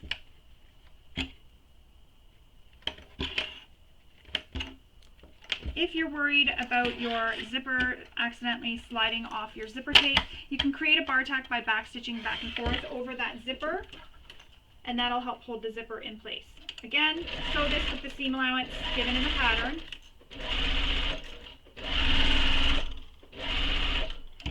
Slide the zipper out of the way.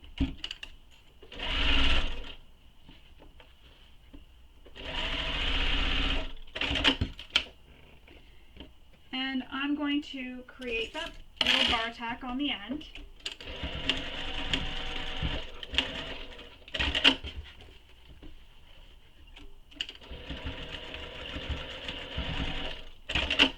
Okay, now we're going to do the same thing, press that away, and we're going to top stitch. We're going to be top stitching in a tube, so it's going to be a little bit difficult, but not super impossible.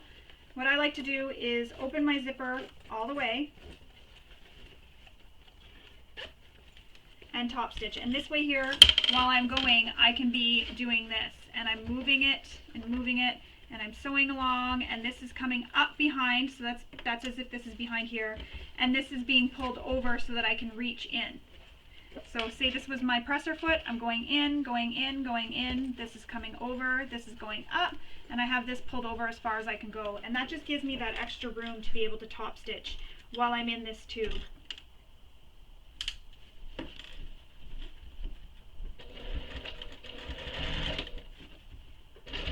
Just watch out if you have a dangly zipper pull that you don't accidentally hit it.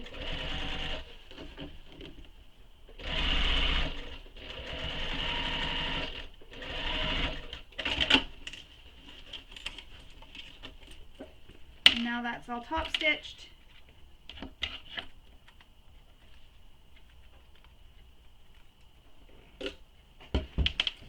Zip your zipper back up and lay your pocket with the zipper to the left and make a crease in the bottom. And then you're going to snip along that crease.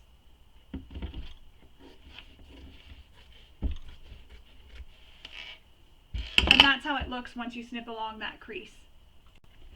So now that that's trimmed, we're now going to take some double-sided tape and we're going to place it on the edges of our pocket, because now we want to put this zipper into the pocket opening that we created when we pulled our facing back through.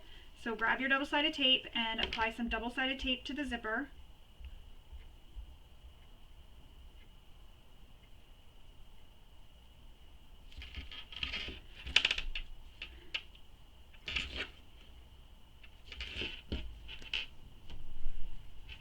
Just like that. You're going to have 2 rows of tape.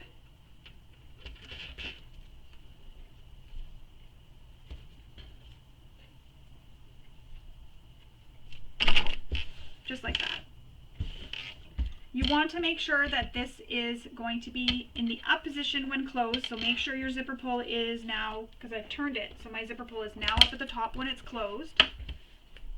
And then the longer side is here on the right. So you're going to line everything up and get it all centered.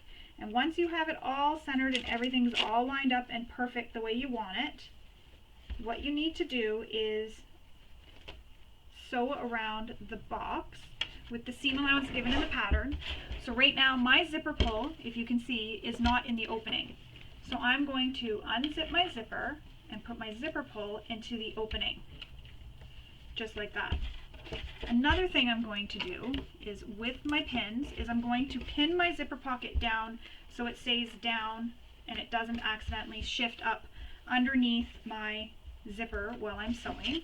As well, I'm going to just roll this up and pin this in place too so this doesn't shift around on me. I've done it where I haven't done this before and my fabrics accidentally shifted underneath my zipper while I was sewing, and it's kind of a pain because you have to undo it all. So now we're going to sew this all the way around the bag, or all the way around the opening, I mean, not the bag, all the way around the opening. Now, if you have a fabric that you really don't want to see backstitching, what you can do is leave long tails, stitch all the way around. When you come back to where you started, stop in the same hole you started in, leave long tails again. You can pull them through and tie them off. And that's what I'm going to do myself.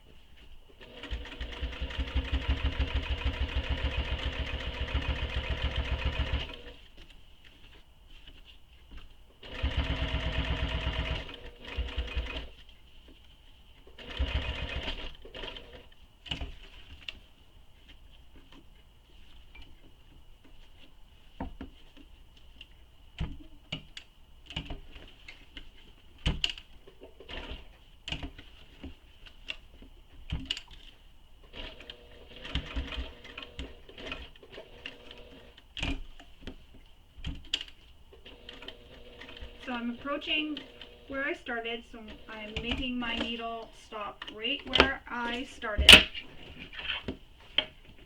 And then you're going to pull these through.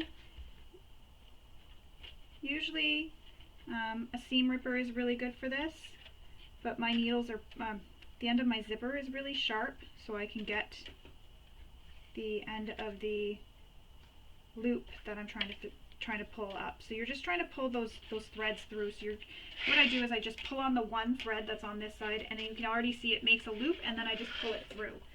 And instead of tying them individually, I put two together and I tie them together as one. And one thread didn't come through, and I don't know what one it is.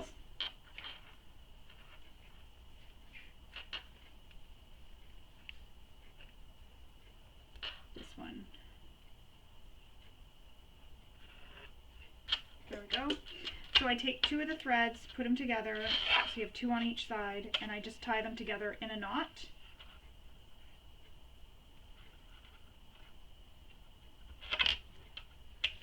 And you just knot it, and this is on the inside of the bag, or in this case in the zipper pocket, where nobody's really going to see because it's so close to the zipper, nobody's going to see it. So just tie a knot,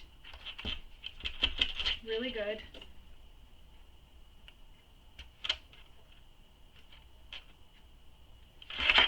Just like that, and then it's done. Now we need to take off the clips and the pins and everything, flip over your panel, and now you want to line up these short edges. Pin it in place, or pin it, sorry, together, all the way around all three sides, because now we're going to sew all three sides that are left raw right now, that are left open. So you're going to sew on one side, across, and back up the other side. And I have mine taped down, so I'm just going to move this out of the way so I can sew it with the zipper pocket facing in there as well, with the seam allowance.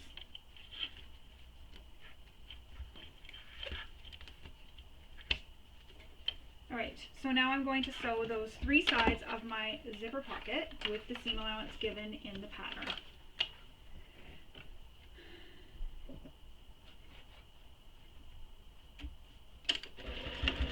Be careful when you're sewing over your zipper so that you don't break a needle.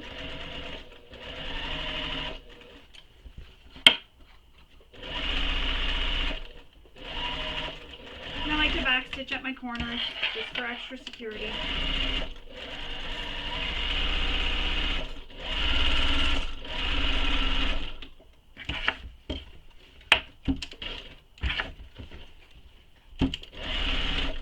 Not really necessary at this moment. It's only really necessary if you're turning through a pocket or anything like that. A turning hole, holes where you're poking out a corner.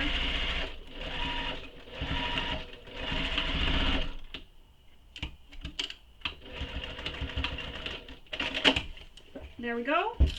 I have sewn all 3 sides. I now have a fully functional zipper pocket, vertical zipper pocket, just like that.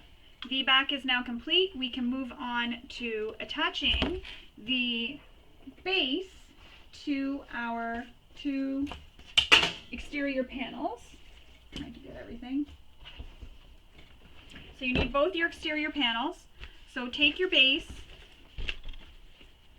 and if you haven't already, apply your heavy interfacing if you're using it. I'm just keeping mine with foam, so you don't need to, I don't need to add anything, but if you haven't attached your interfacing, go ahead and do that before we start. First thing I like to do is line up my sides, then I'll pin the other side, and then I'll pin my centers, or start with the centers and pin the center, and then pin the sides, as long as you get those 3 points pinned first. The zipper here is hanging really low, so I'm going to trim this zipper before I start sewing this so that I don't catch that in my seam. And if you have a specific way that you seal your zippers, go ahead and do that now, whatever method you like to use,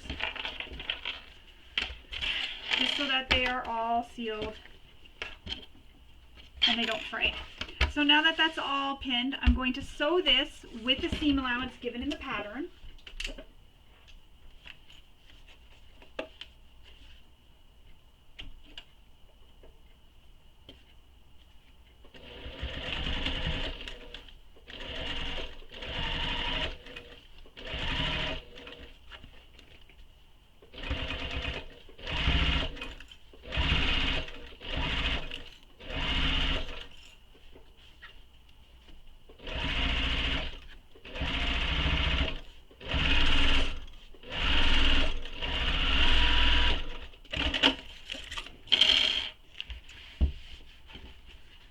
Now that we have that sewn, we now need to top stitch this.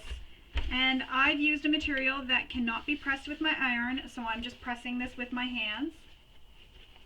And then as I top stitch it, I'm going to just keep checking and making sure. Another thing you want to do, which I didn't do here, but that's okay, if you're worried about layers or bulk, move your pocket out of the way. But the nice thing about what I just did is that my pocket is now held there. It's not going to move or anything. But I'm okay with sewing through layers, but you know your machine the best, so just double check that your pocket before you sew your base on is out of the way if your machine has a little bit of difficulty sewing through layers. Everyone's machine is different. So as I sew, I'm just going to keep feeling underneath. I'm going to stop every once in a while and feel underneath and make sure that everything is still, the seam is still pressed down towards the bottom, which it is.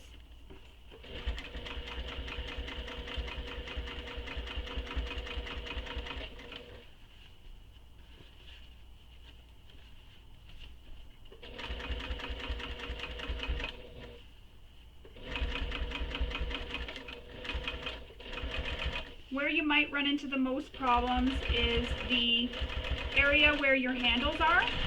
That's where you might run into the most problems for skip stitches and such.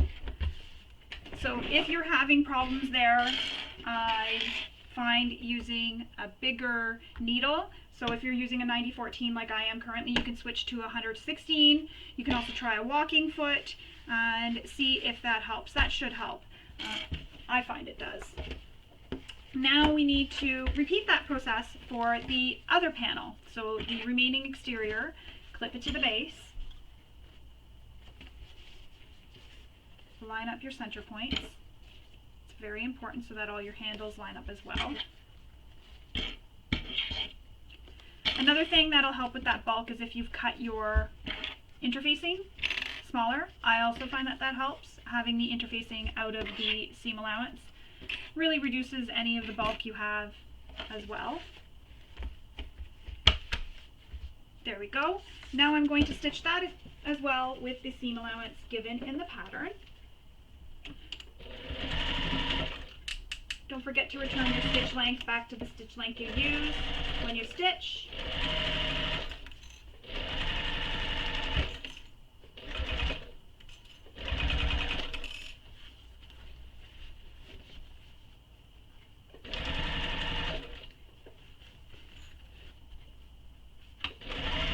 Oops, I went off a little bit here, so I gotta get back to my seam allowance. I was looking at the wrong line.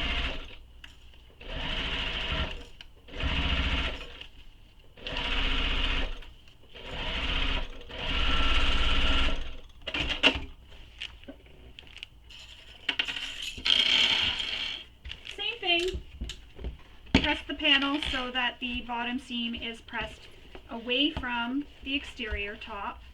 I'm going to call that exterior top, but away from this panel here. You want to press it towards the bottom panel. And again, I can't press because I'm using a material that cannot be pressed with an iron.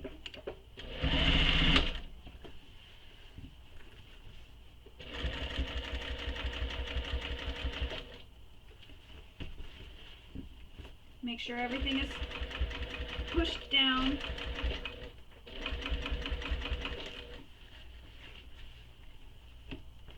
I just keep putting my hand underneath and pushing it under. Some vinyls I find press nicer for me and I don't have to worry about this quite as much. This one likes to bounce back on me.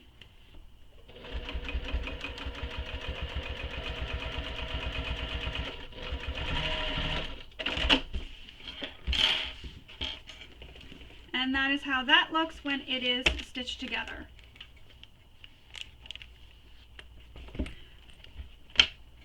Now we are going to trim the straps on the end here. You want to make them even with that seam.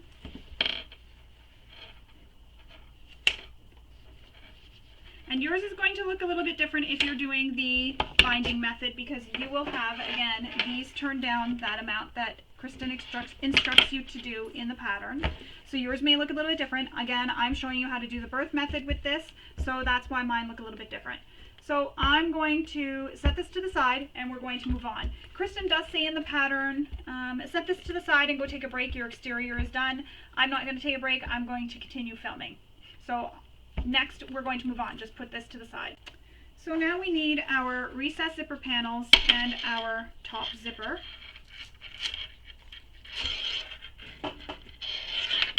On your recessed zipper panels, she has you make some marks and fold the short ends, just one of the short ends, so one will be left raw, at a certain mark. So you need to refer to the pattern to fold those and press those at that mark. And then as well, there's some marks we need to make for where our zipper teeth get lined up on our zipper, recessed zipper. So once you have all those marks made, you can go ahead and place your zipper teeth at that mark you made on the front here, on the right side of your fabric. Pin it all the way down. And she has you pin the lining directly on top right now, but what I'm going to do is baste this zipper to the exterior recessed zipper panel because this just helps make sure that nothing shifts on me while I'm sewing. So I'm just going to baste this to the exterior using a smaller seam allowance. Again, this just helps ensure that nothing shifts while I'm sewing the lining to the exterior, and I'm using a smaller seam allowance to stitch it so that those stitches don't get seen in the finished panel. And when I stop sewing, I'm only going to sew about halfway through that fold.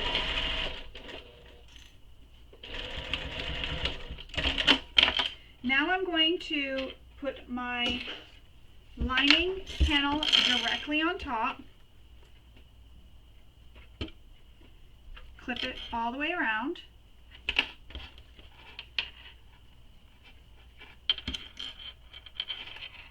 and I'm going to sew this with the seam allowance she gives in the pattern.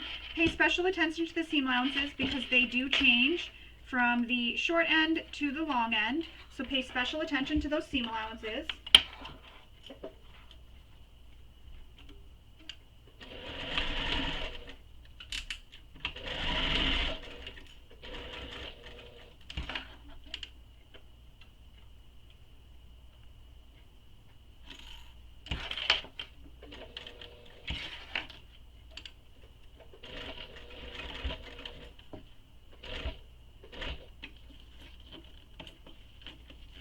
Just trying to slide my zipper out of the way, and then once I get far enough, I'm going to zip it back up so it's not in my way again.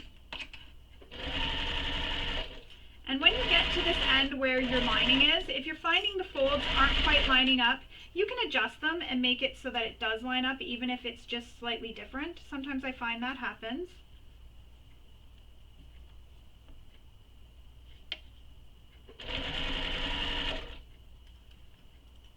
Just make sure you get them all lined up nicely. It looks much better when you're finished. And only sew about halfway through that fold.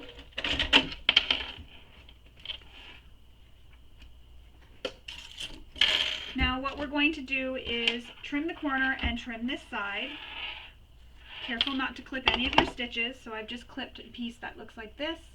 I'm trying to hold it so you can see it. So it looks like this. And that's how my zipper looks. So it's trimmed on the corner. Now I'm going to push this so that it is right sides out, and I'm going to use my turning tool right here to do that. Poke out the corner. Now what she has us do is take this and top stitch it. However, I'm going to hold off and top stitch this all at the same time and press it all at the same time, so I'm not getting up off my chair to go to my iron and press it and then come back. It's a lot of up and down. So I'm just going to pin it out of the way for now and pin it together, and then I'll take it over to my iron after I get the other panels on and iron it to press it flat. The other thing when you're pressing, don't pull on your zipper. Hold your zipper flat and just, you know, kind of flatten that out. Don't pull on your zipper because that causes wavy zippers. So now we need to attach this to our remaining exterior panel. Line everything up. And again, I'm going to do the same thing I did with the previous one, and I'm going to baste this to the exterior. I'm using a smaller seam allowance so it's not seen in the finished product.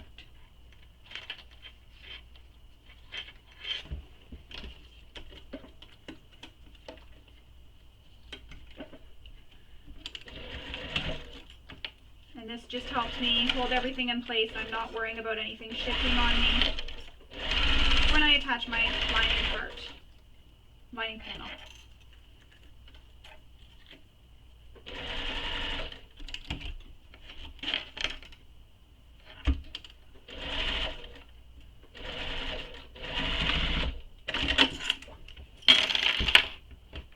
Now I'm going to lay my lining on top, lining up the side short edges and then all along the top.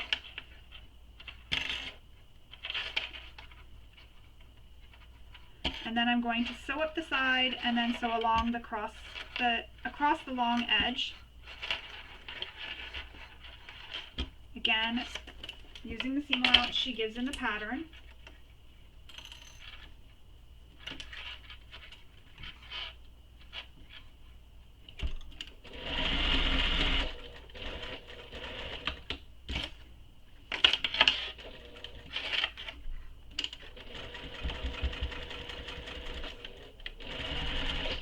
And I'm just going to zip my zipper up so that it's not pulling on my panel. Just because I got past where it was.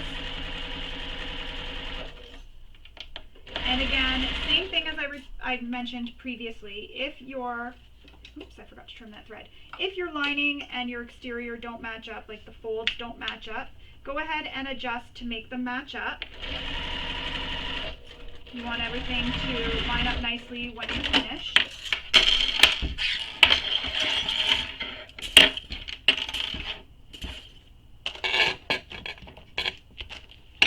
Trim that seam allowance. I'm going to zip this out of the way. Trim that seam allowance. And turn it right side out.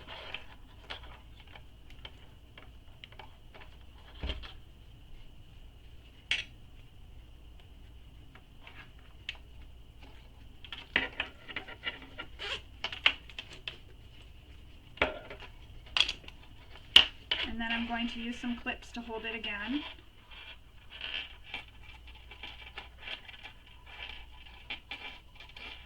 And then I'm going to take this to my iron and press it. I don't know why I put all those clips away. I'm going to take this to my iron and press it, and when I come back I will show you how we're going to top stitch all the way around and attach this to our panels as well. And also sew in our lining pockets and everything. So I'm going to go give this a press and we'll come back and we'll top stitch this. Alrighty, so I have it all pressed. Now we need to top stitch the short side along the long edge by the zipper, down that other short edge, and then baste this edge where it is raw together.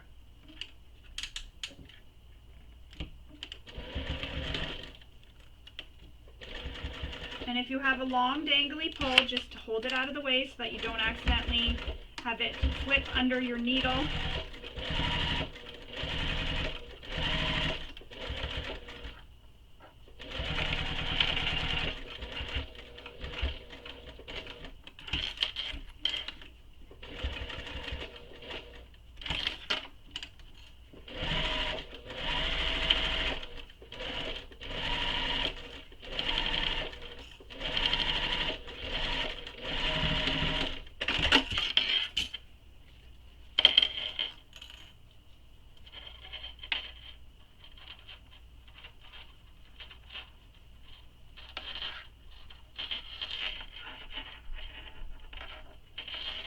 Pressed, I accidentally moved my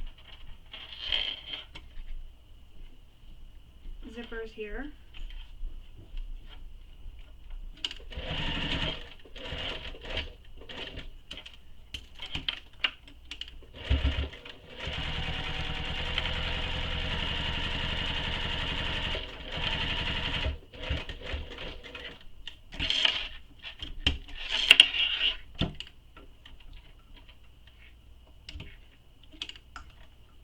Sometimes you need to adjust to make sure that you have an accurate seam allowance, like I just did.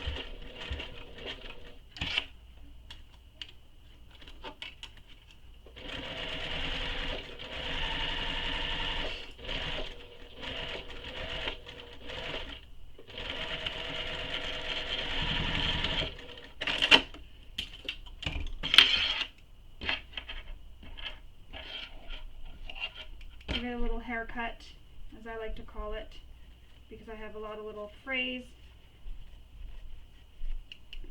And also, while you're at the hair cutting, trim off all your little threads from your stitching.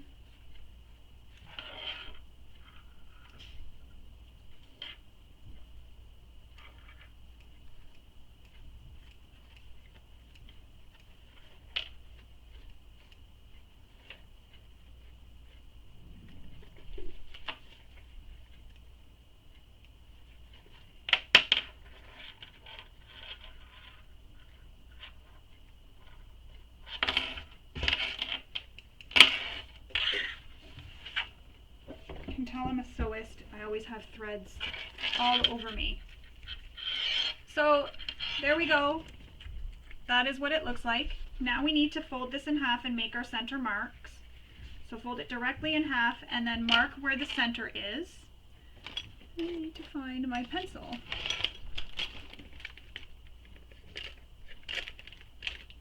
There it is. So fold in half and make your mark where the half point is, the halfway mark I guess you could call it, on both sides. And just do this within your seam allowance, especially if you're doing like me and using pencil. I don't recommend it just in case anything happens, but I do use pencil within my seam allowance. Always within my seam allowance. There we go. That is done. I've marked my center marks. Now we're going to put this to the side. We're going to move on and create our slip pocket and our key minder. So we have our key minder piece, which is piece J, and I need to find it. This is piece J here. You may be using a cotton or a material that doesn't fray. I'm using a material that doesn't fray, so I need to first make a line, draw a line down the center. If you're using quilt cotton, it's the same thing as what we did with the straps. Fold it in half, open it up, fold your long edges in to meet that center mark, fold again, and top stitch that. However, I'm using a material that can't be pressed. So I'm going to put double-sided tape down both long edges beside the seam, or not the seam, the center line. Just like that.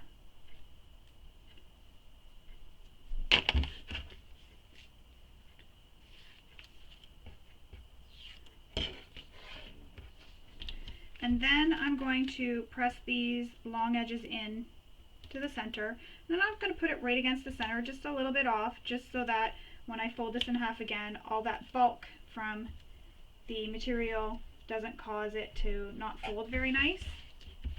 It's going to cause a bit of a bulk in the center. So you don't want to make these match up completely in the center.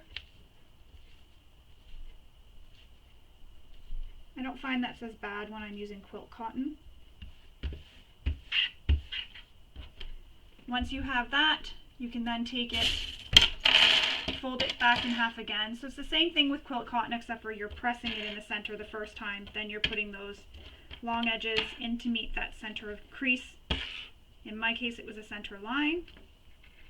Now I'm going to top stitch both long edges of the strap using the seam allowance given in the pattern.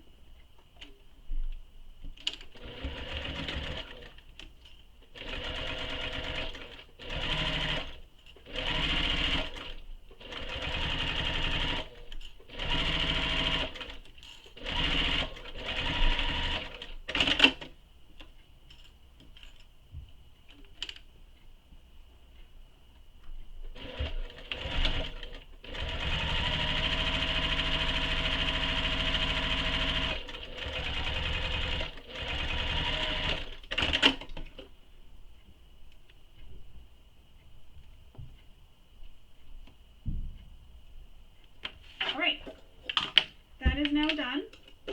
Now we need to take our final swivel clip and slide it into the center of the strap. Then you're going to fold this in half. And you can use a rivet or sew. Right now I'm going to just sew mine. And first I'm going to sew the short raw edges together. Then I'm going to sew as close to the hardware as I can.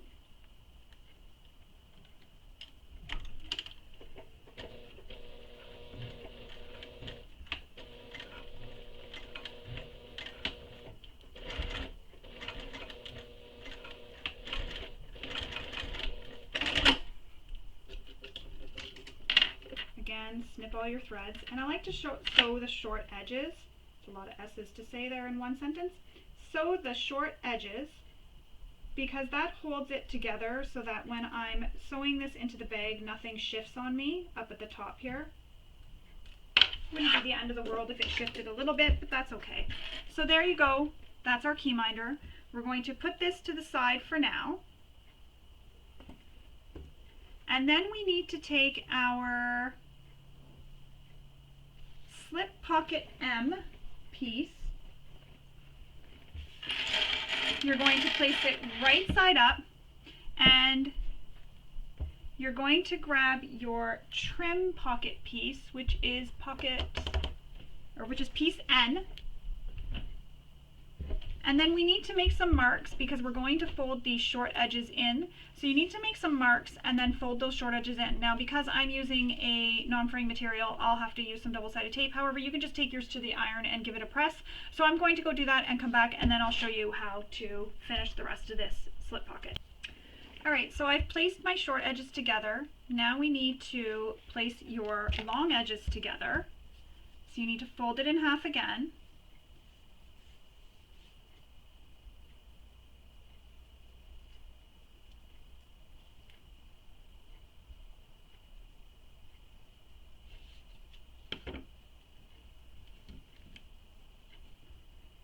So I'm going to use some double-sided tape again just to help hold it in place. If you're using cotton, you can go ahead and press this.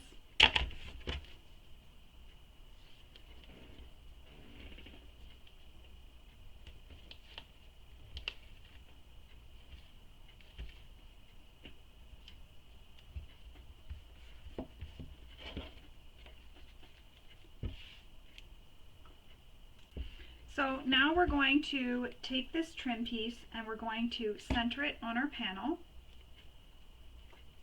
And it's very important to have it centered so that everything can be sewn together perfectly. And once you have this pinned, you're going to sew this with the seam allowance she gives in the pattern.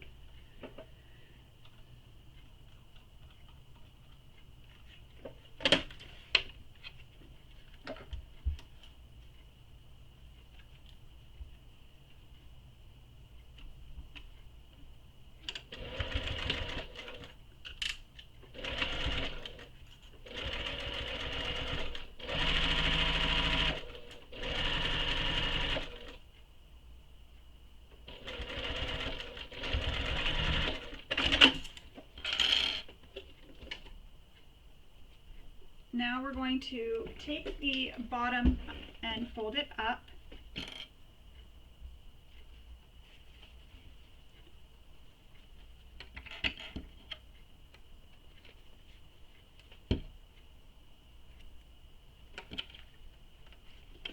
Pin the sides and that edge.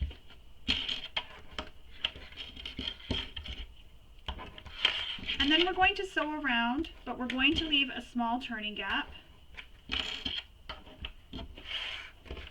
She has you leave it in the top here, however, I'm going to leave mine in the side just so that the top looks a lot nicer. I want them at the side of the top of my slip pocket to look really nice. But I'm going to leave it on the side here, but you can go ahead and leave it in the top like she says, and then turn it right sides out. I'm going to leave it on the one side.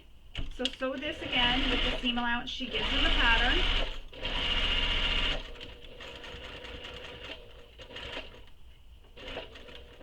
And I should have sewn this from the opposite side so I can stitch right on top of those previous stitches.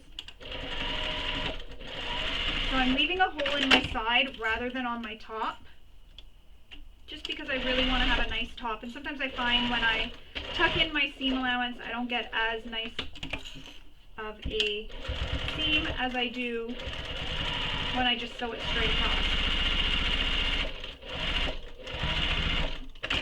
There we go. Now I'm going to trim my corners. And when you're sewing the seam allowance, you should be sewing right beside that pocket trim. You shouldn't be sewing directly over top of it.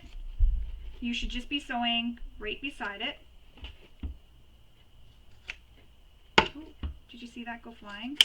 And I'm going to trim this seam allowance too. Let that go. Oh, whatever, it can stay in there for now.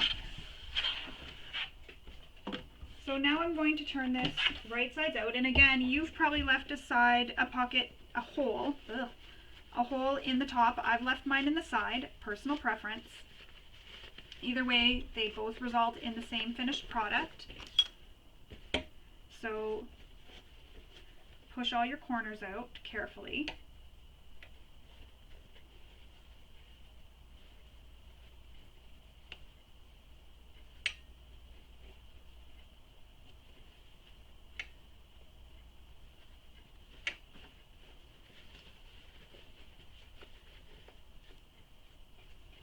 This one corner doesn't want to come out all the way, so I need to take a look at what's going on here.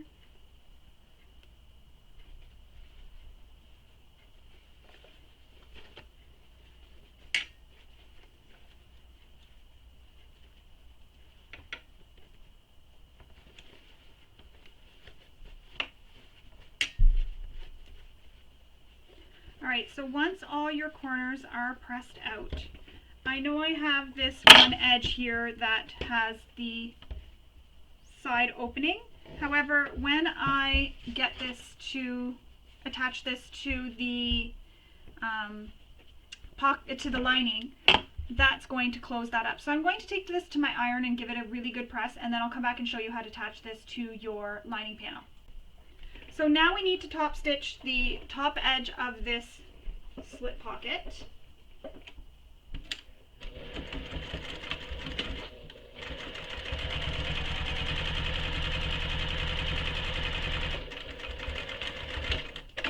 And then we're going to attach this to our lining panel.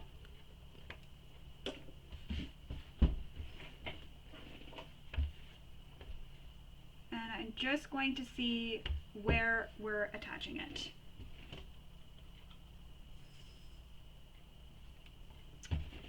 So before we attach it, the first thing we need to do is take our lining panel, and she has you trim off a piece off the top. Off the top here, there's a measurement given in the pattern for where you're trimming. However, I didn't do that. What I did was I actually cut my lining panel minus that piece that I need to cut off. So I cut my lining panel shorter, and then I cut these pieces because I want this to match my exterior. So I cut those pieces already in a different fabric. So I cut this minus that amount we have to take off the top. You also will have to press these to the wrong side and then apply double-sided tape to the back, but don't peel off the double-sided tape backing just yet because you're going to need that attached later.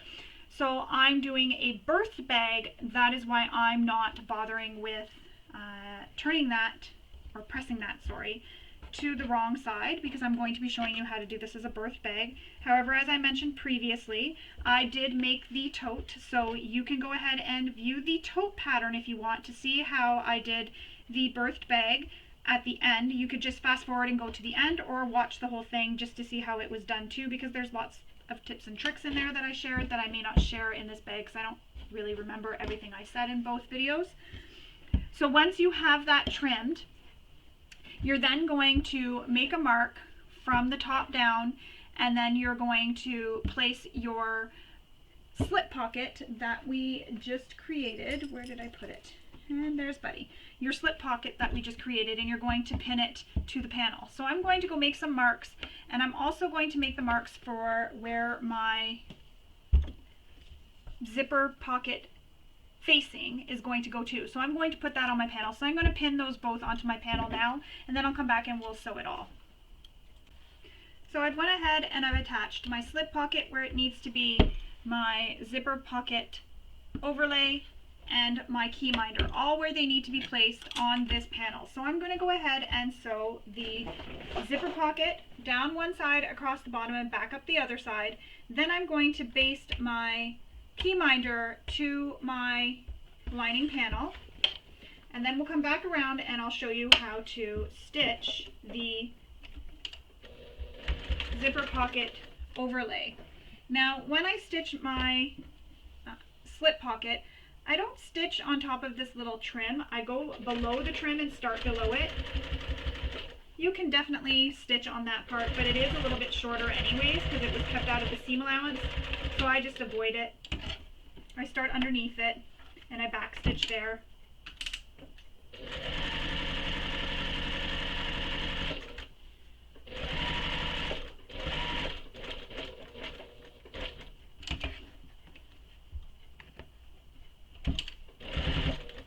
And this is the side side where my opening was left.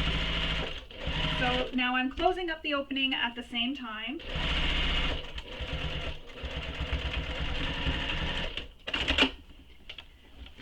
And there is my zipper pocket attached to my lining panel.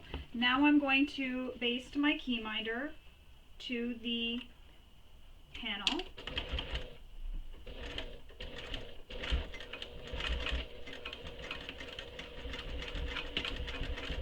Now I use the material that doesn't fray.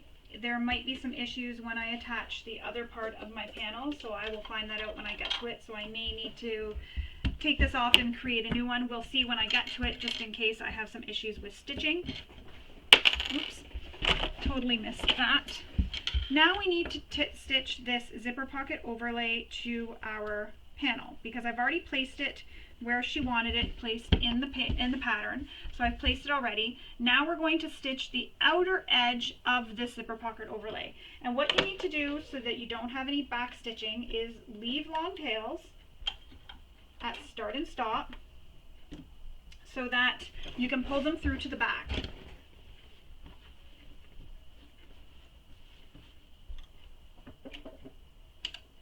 So, oh, I back stitched a little bit. That's okay, I caught it before I went too far.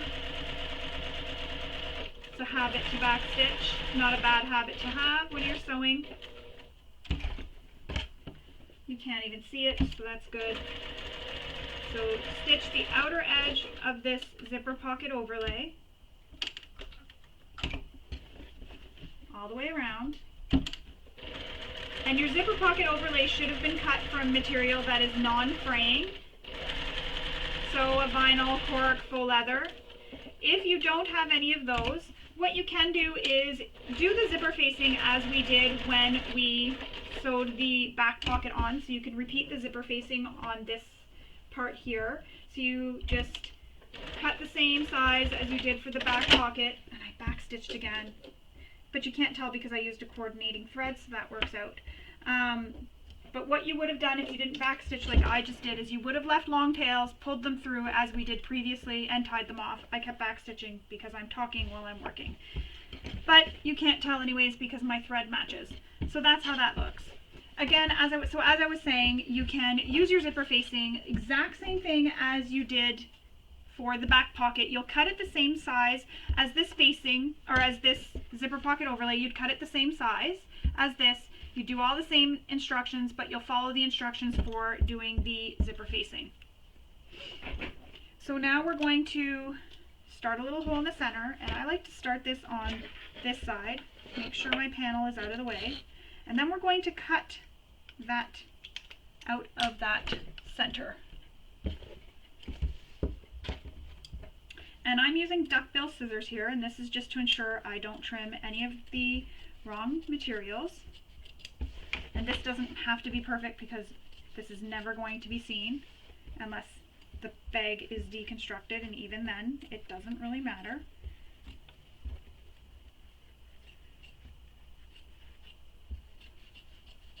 Just as long as it's cut away from that opening.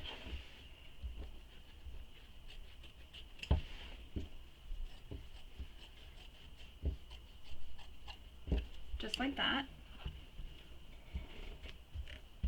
And I can feel my, if you can feel your double-sided tape that you use, go ahead and peel that away because you don't want that getting stuck to the base of your bed, the bed of your machine, I mean.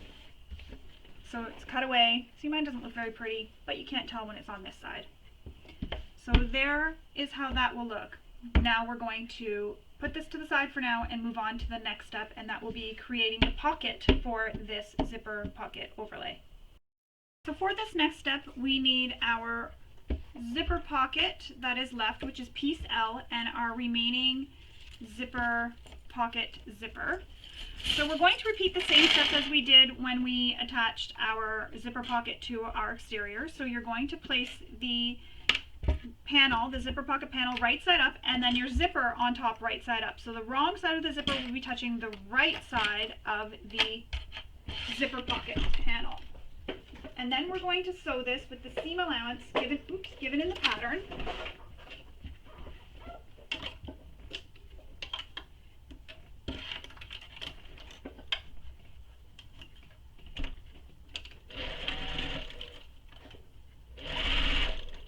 going to slide my zipper out of the way when I approach it. And again, if you're worried about that zipper coming off the zipper tape, you can apply or create some zipper stops by backstitching over the zipper, which is what I will do right now.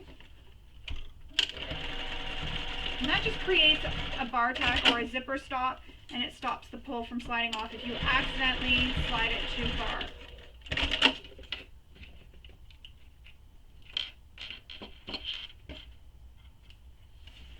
Now we're going to press that, so exact same thing we did when we sewed the pocket for the exterior of the bag on the back.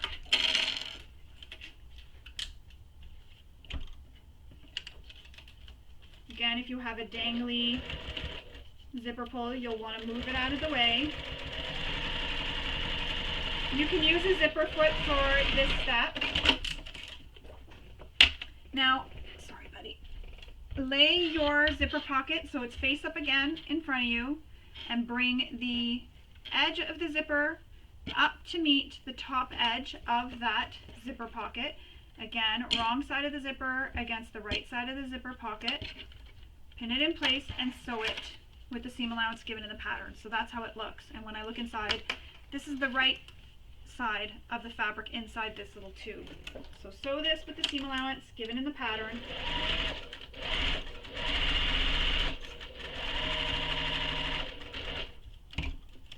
Move your zipper out of the way and continue sewing.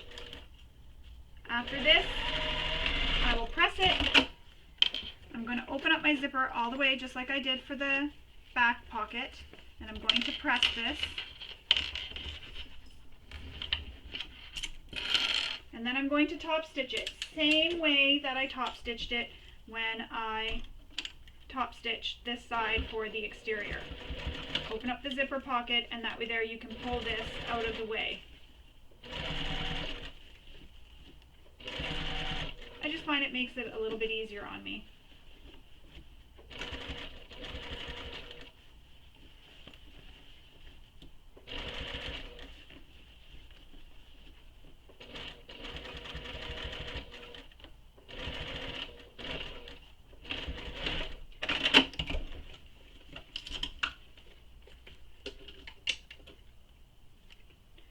Trim my threads.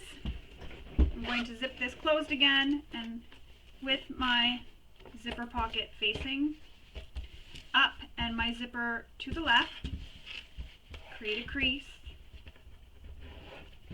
and trim that crease or cut on that crease. It doesn't need to be, perfect. If it's off by a little bit, no one's ever going to know.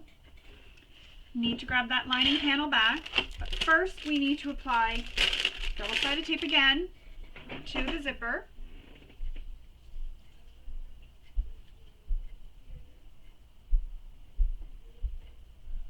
So apply it to the zipper, just like that, and then the other side we'll apply it to, just like that. Make sure you don't hit your zipper pull or have it under your zipper pull on top, because we're now going to pull the backing off, and I forgot to trim a thread on that side. Pull the backing off, both sides. Oops. When I did that, this lifted up the whole thing. Just like that. Then you want to open this up. Keep that part when you open it up. Make sure your zipper stays to the left. You want to make sure that's to the left. And then you're going to center this. So find where the center is and center it. Make sure your zipper pull is in the opening. Sometimes I find it's easier when I flip it this way and I do it this way.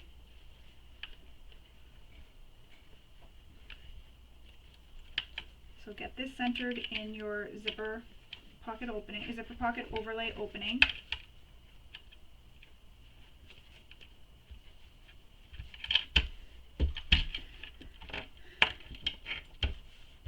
Then same thing I did with the exterior. I'm going to pin this out of the way so that it doesn't shift on me while I'm sewing. And I'm going to pin this too, just to the top. And we're going to repeat the same steps that we did when we sewed around the zipper pocket overlay. We're going to leave long tails. I know I forgot and I backstitched, that's okay. But leave long tails, stitch around all 4 edges, and when you get back to where you started, stop in the hole you started in, leave long tails, cut them, and pull them and tie them through to the back. And I almost backstitched again. A habit.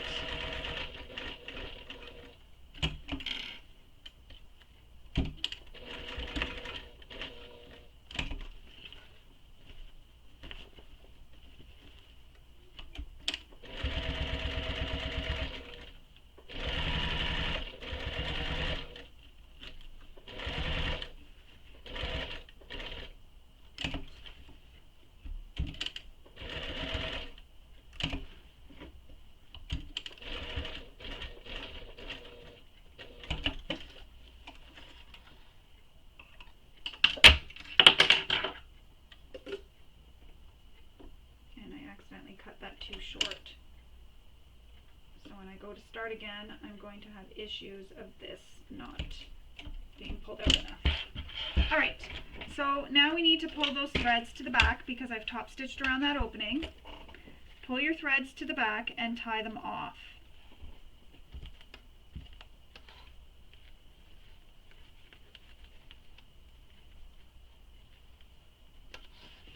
And it's hard to see my threads because they blend so well.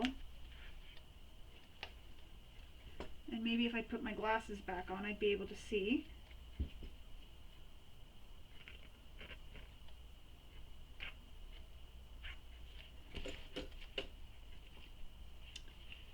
Tie your knots.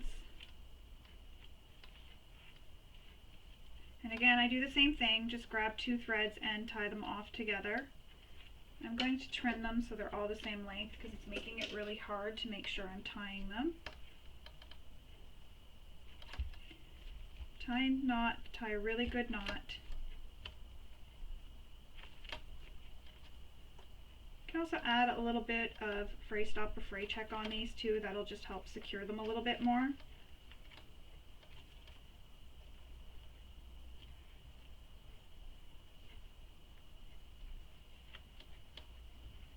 And I'm going to tie it one more time. Trim them.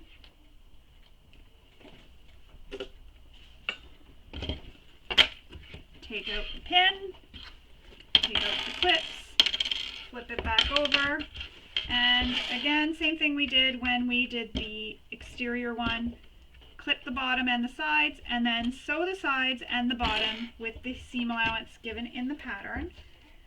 I'm birthing my bag, so I'm going to leave my opening in the pocket. Now, Kristen has you do it a different way in the pattern, where you leave your opening at the top. You can definitely go ahead and do that.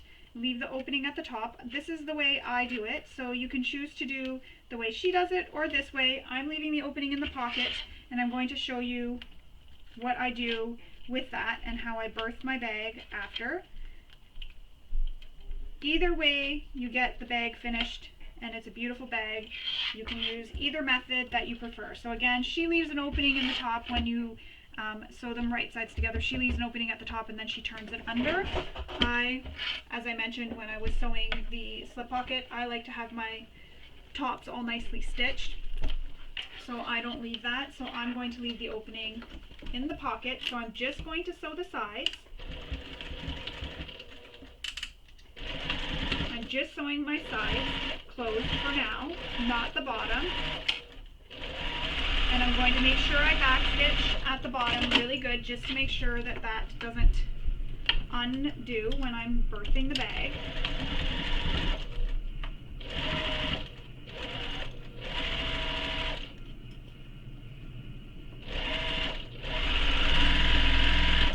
There we go.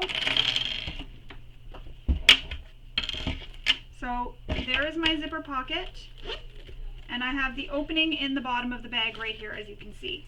So that is how the zipper pocket will look. If you are doing it the way Kristen instructs you to do it, you will sew this closed and then the opening will be left in the top. Again, I'm doing mine slightly different.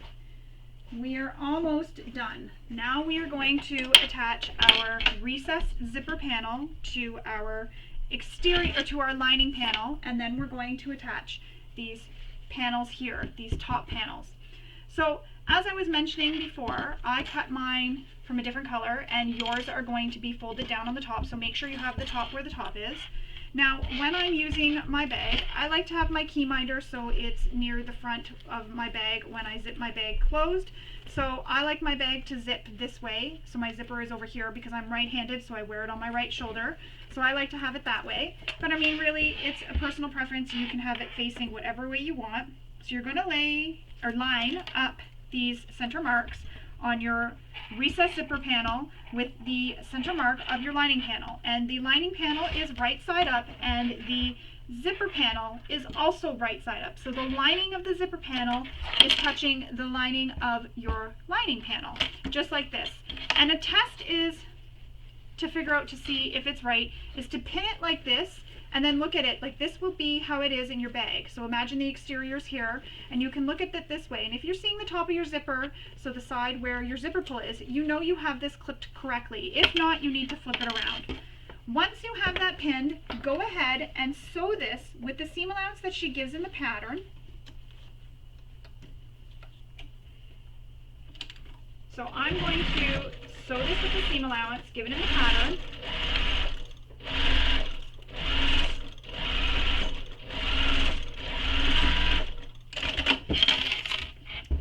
And then trim that thread. And now I'm going to add one of my top pieces here. And again, yours is going to be folded down. Mine is not, because I chose to cut this from because I'm going to be birthing the bag, and mine also matches my exterior because I chose to cut this from my exterior fabric rather than the cutting off the lining. There's a little bit of math to figure out, but it's really easy to figure out, really easy to do. And again, it's just a personal preference. Now we're going to sew this with the seam allowance given in the pattern. So you'll sew all along this long edge here. Mine's not staying lined up.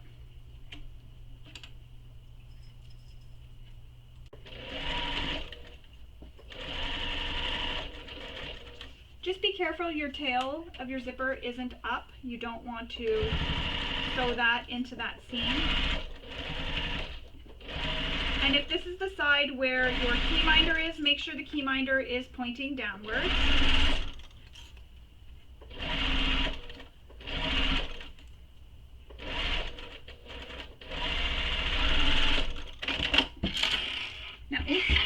Now we need to top stitch this, so you're pressing the seam allowance up. So all I'm doing is, because I've already got this facing this way, so I have it so that this piece that you cut off, or the top of the lining we can call it, is against my zipper panel. I just press it like this, and that presses that seam also up. And I'm just giving this a finger press. You can take this to your iron and give it a press with your iron, and then we're going to top stitch this with the seam allowance she gives in the pattern.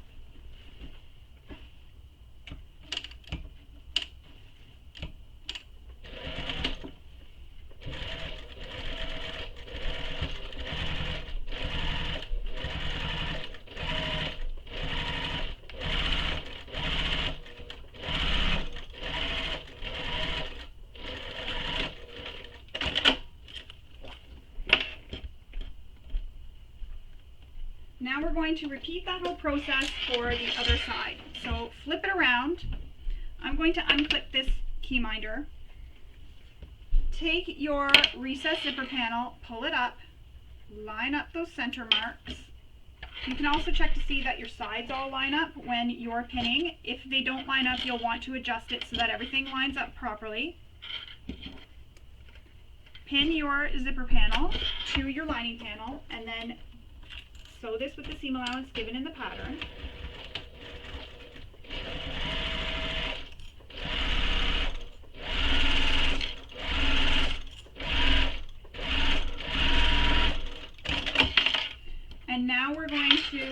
to our lining top piece. And if you're using a directional print like I am, I like my lion faces to be facing up. So I'm just making sure that they're facing up and not upside down. I did that on purpose so that you would see the lion eyes when you look into the bag. I'm pinning the ends, and then I'm going to clip the center, and then I'm going to pin the rest of the way.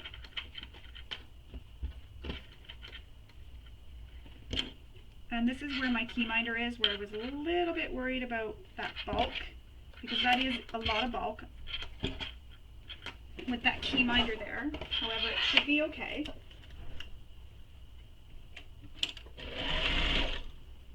I'm just going to go nice and slow over that part.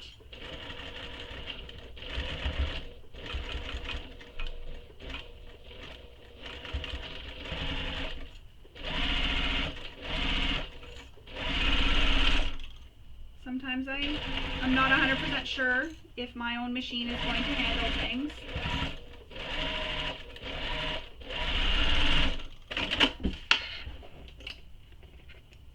Now we're going to do the same thing. Press that seam up away from the zipper panel, and then we're going to top stitch this edge with the seam allowance given in the pattern.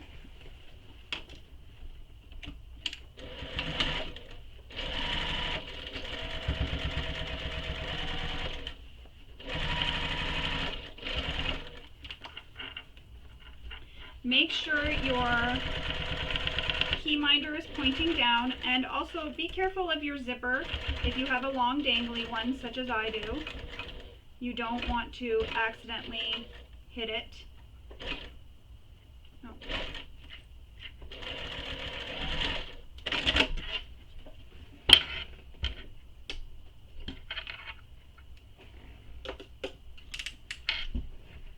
And that is how it will look when it is complete. You will have your recessed zipper panel sewn in between with the lining and the lining top.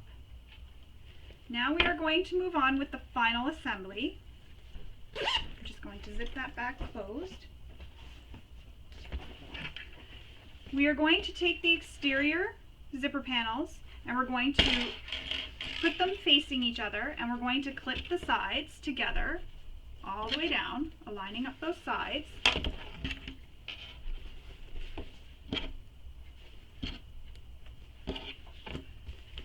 And I'm just stopping. I'm not going all the way to the edge, and that'll make sense in a second why I didn't go all the way down to the edge.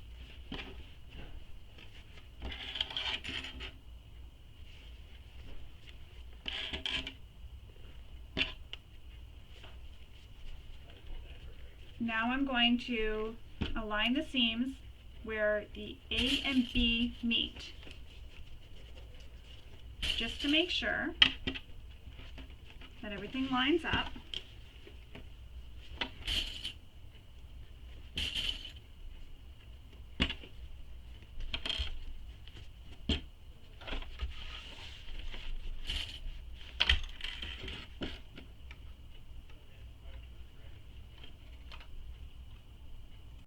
Alright, so I'm now going to remove a couple of the clips. I know that probably makes it look like that was crazy of me to do that. However, that just made sure that my panels above here were all lined up correctly.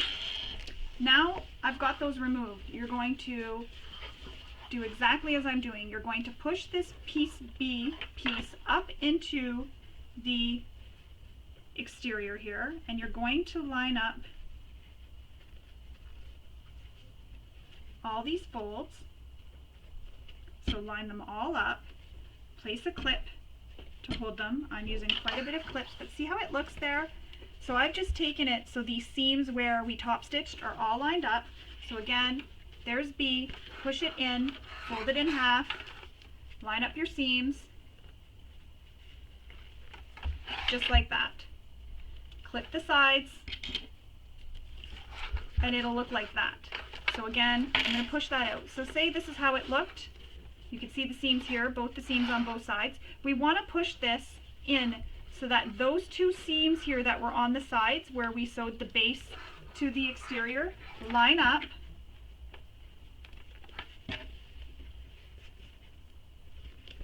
just like that.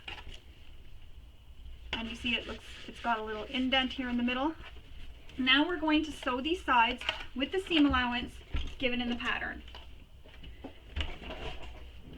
chair is sliding away on me.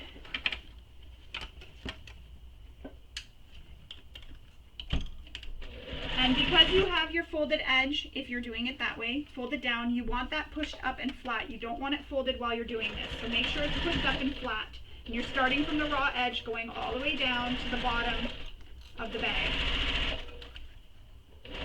Making sure this little part that we tucked in stays tucked in.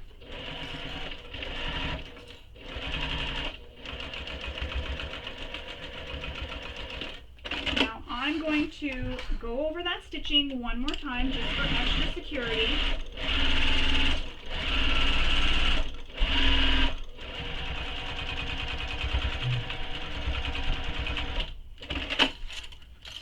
And oops, that seam where we tucked up, I'm going to stitch over that one more time. I know it probably seems crazy, but there's going to be a lot of stress there, and I really want to make sure that's nice and secure. Now I'm going to repeat that for the other side. Sew the sides with the seam allowance given in the pattern.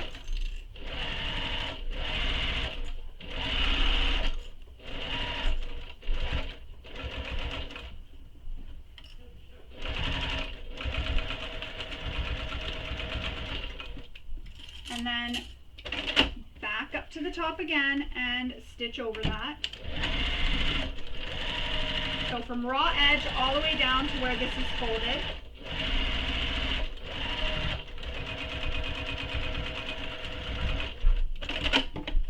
And then again over where we folded that base up into the exterior. You're going to then take this, if you're doing the drop-in lining, you can also do this if you're doing the birth method, and turn this right side out. This is the moment of truth where you see how it all looks.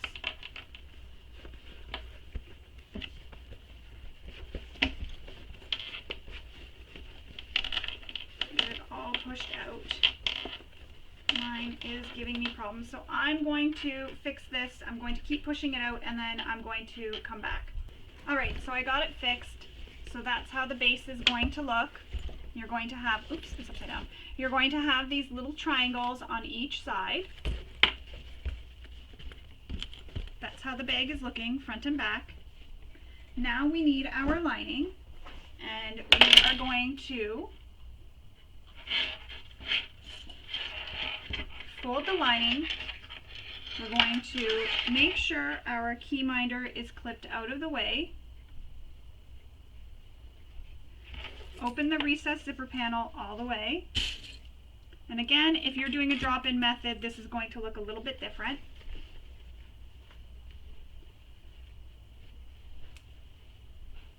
I'm going to clip this over a bit because it's kind of pulling. So now we want to clip the top and sides. So clip the top raw edges together.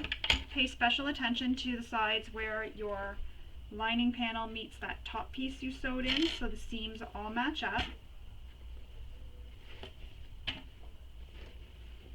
And then once you get these sewn, or not sewn, clipped, we then need to make some marks in the bottom corners.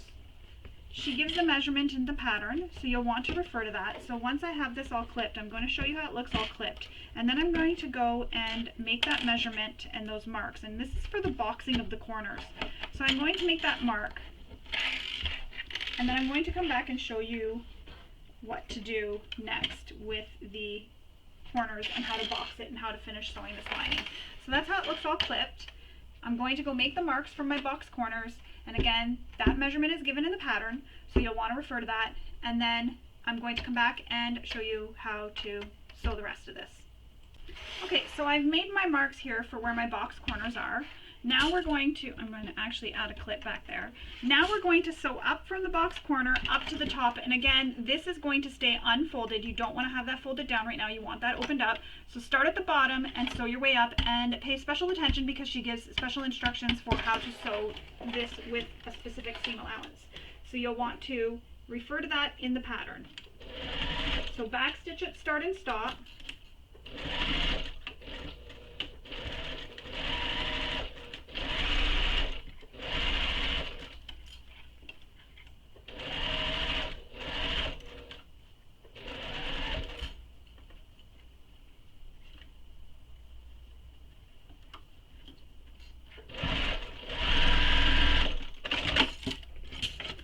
Flip over, repeat that for the other side.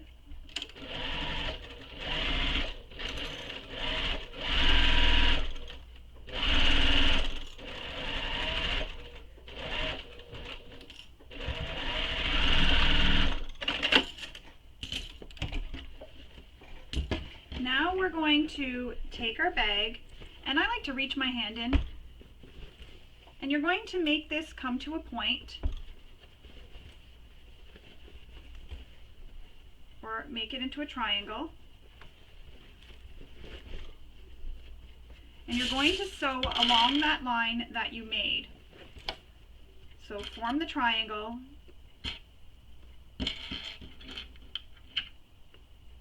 oh wait, I was supposed to sew from the bottom of the lining, so I'm going to go back and finish sewing that. I knew something was wrong. Sorry about that. If you did what I did, just re-sew up where that is.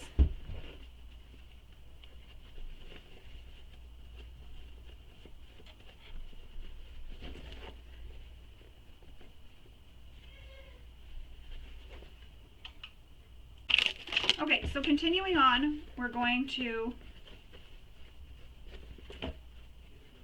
box our corners, and then we're going to sew along that line that we made for boxing the corners. So you're going to sew, you drew a line to make these box corners, you're going to sew directly on that seam line.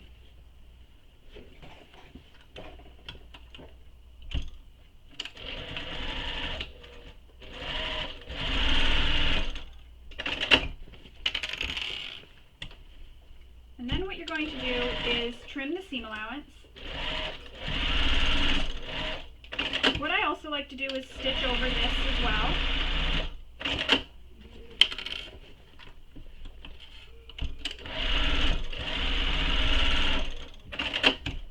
Now I'm going to trim that seam allowance.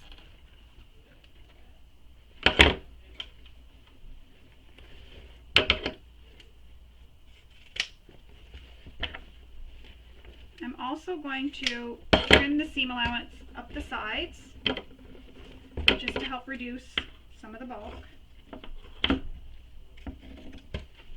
You really could have done this before you boxed your corners, because you had your corners marked so you knew where to make them, because you need to measure from the raw edges.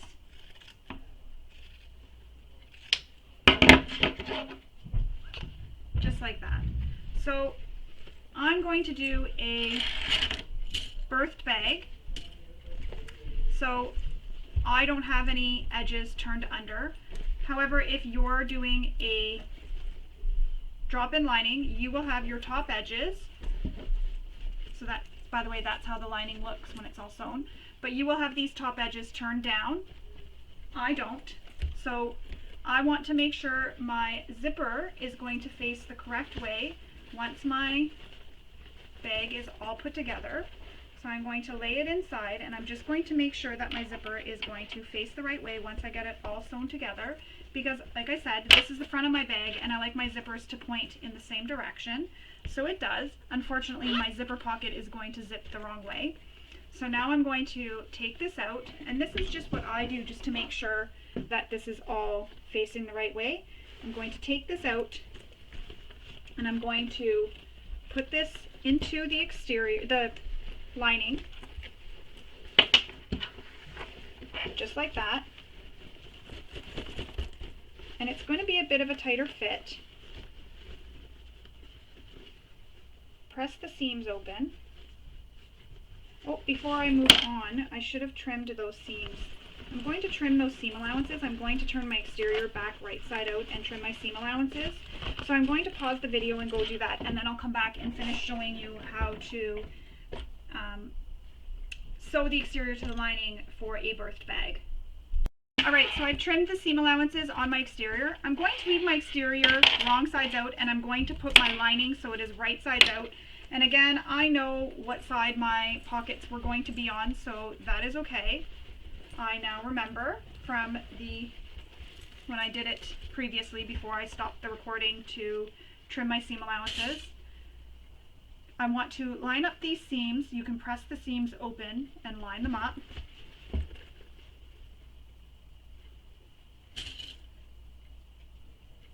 Then your center marks on your lining panel, you'll want to line them up with the center marks on the exterior. I'm going to stand up so I can show you how to do this. And then the center mark again on this exterior panel, you'll want to line that up. So you want to make sure all your quarter markings are lined up. Keep your strap out of the way. Push the strap down. Also make sure the zipper is pushed down, and the key minder as well. You don't want anything poking up into this seam at all. Once this is done, we're going to sew this with the same seam allowance that's in the pattern to sew this as if you were doing the drop-in lining. You're just going to use the same exact seam allowance. Nothing changes in that aspect. The only thing that changes is once we turn it right side out, we still have to top stitch, which when you're top stitching when you're doing a drop-in lining, you don't have to do the top stitching. Sorry, you're not using the seam allowance that's given in the pattern for stitching it together with the drop-in lining. What you're doing is you're using that seam allowance that was given for if we folded these top edges down. You're using that seam allowance to sew these together. So whatever that seam allowance is, you'll want to go back and look. If you skipped that for this step, you'll want to go back and look, and you'll want to make note of that, because that is the seam allowance we're going to use to sew this top edge. Once you know what that seam allowance is and you have this all pinned together, you can go ahead and sew it. I'm going to switch my thread because I'm running low on this thread, so I'm going to do that, come back and show you how to finish the bag. We are almost done. Okay, so as I was saying, the same seam allowance you would have used if you folded these down is what you're going to use to sew this top edge.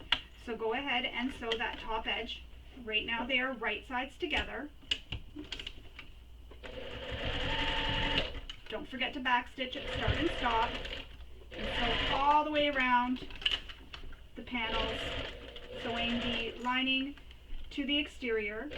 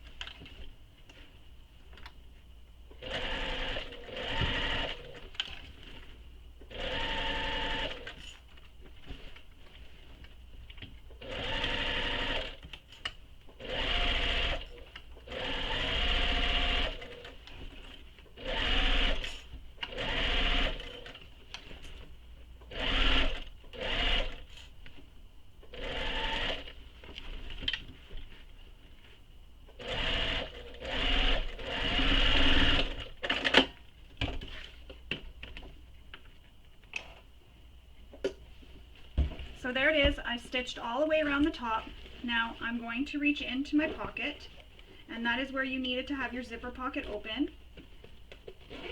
I can reach in and zip it open. That's the nice thing about a number 5 zipper, is that they're pretty easy to open even from the wrong side, but always make sure your zipper pockets are left open.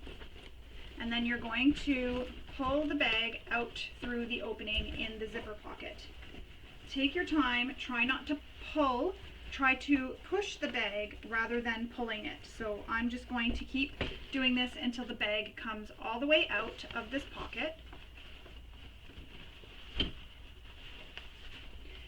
Excuse me. And if you used no interfacing, this will be really, really easy.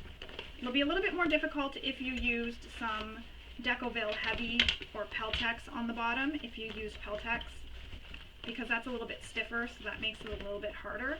But just be careful not to rip anything and break any stitches or anything like that.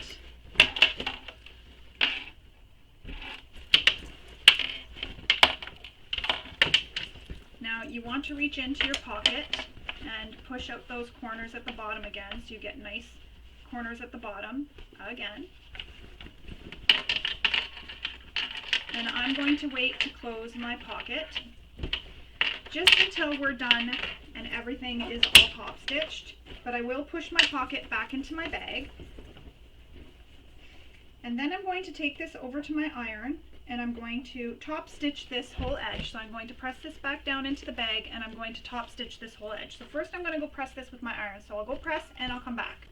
Alright, so now that I've pressed my top edge, you're going to want to unzip your zipper pocket at the back here just to make sure that that zipper doesn't get caught when you're top stitching.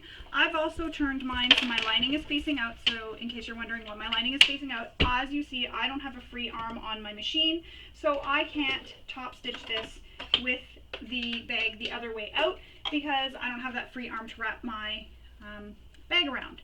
However, I do it this way. You can use whatever way you are comfortable with or used to or that works for your machine. I'm just switching out my threads because I'm going back to the threads I was using for stitching. When I was stitching the sides, it didn't matter. You weren't going to see that, or the top of the bags together. It wouldn't matter because you're not going to see that. But for my top stitching, I want it to match the rest of the thread that I've used for top stitching the rest of the bag. So I'm just quickly changing that. We are going to top stitch this with the same seam allowance you use when you top stitch the bag as if you were doing a drop-in lining. So that same seam allowance she told you to use with the drop-in lining is the same seam allowance you're going to use up here to stitch this together. And for some reason that didn't catch, and there it is. So again, same seam allowance that we used when we top stitched the bag if you did a drop-in lining. So you'll want to refer to that in the pattern. Keep your handles tucked down into the bag when you're sewing, and also keep your zipper pull down towards the bottom of the bag as well when you're coming around. So now you just top stitch it. I'm going to switch out my presser foot because I'm using a presser foot that's Teflon, and I want to switch back to my regular foot. Wherever my regular foot is, it's stuck to the side here.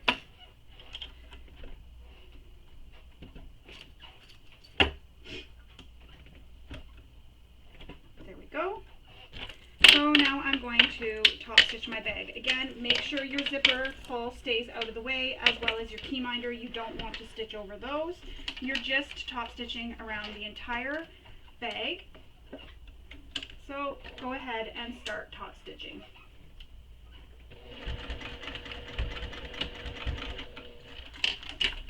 And if you're worried about all the bulk while you're top stitching, switch to a bigger needle. That will definitely help you get through all that bulk. A zipper foot is also helpful for the areas that get really tight because it's a smaller foot. If you have the zipper foot like I have, or it's got the edge that can help you get nice and close.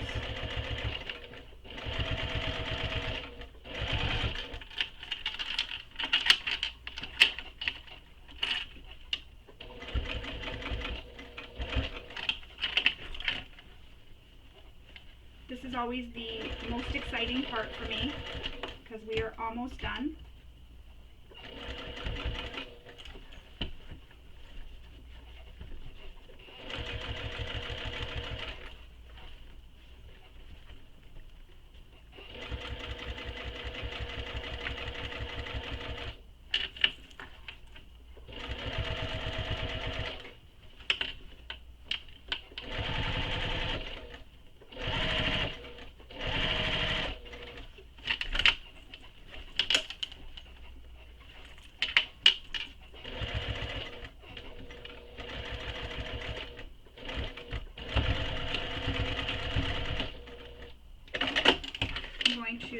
my threads.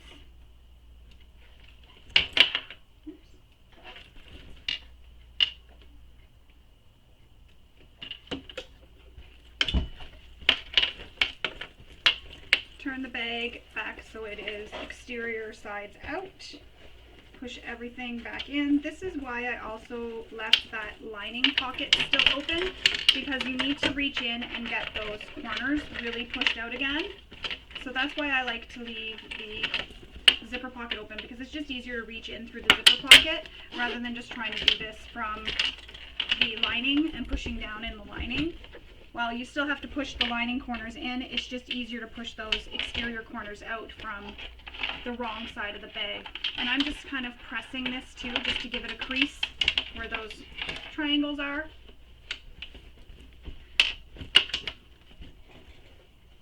Everything fits perfectly and beautifully, no issues. Now I'm going to turn my pocket by about 1/4 of an inch.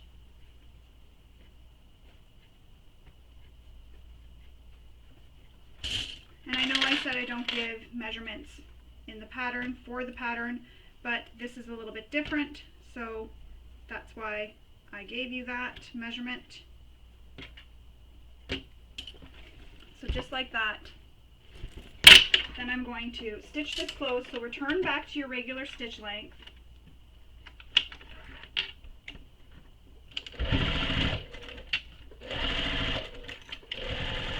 Stitch all along the zipper pocket to close it all up.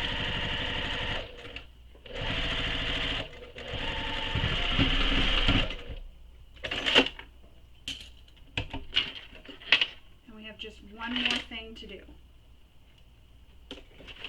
Tuck in our pocket, and just one more thing left, and then we are done. That's how it's looking so far. I'm just going to go put it off to the edge. I'll give this a press later so it'll look a lot nicer. We have this O piece that we need to take care of. So we're going to take the short ends and we're going to put them together, and then we're going to sew them with the seam allowance given in the pattern.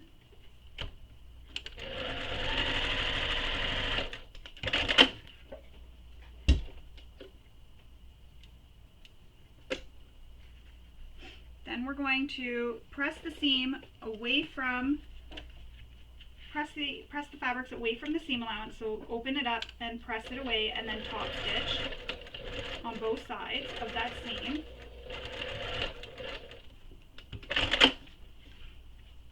So there's one side of the seam,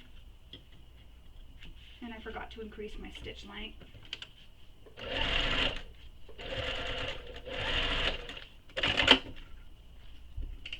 And there's the other side.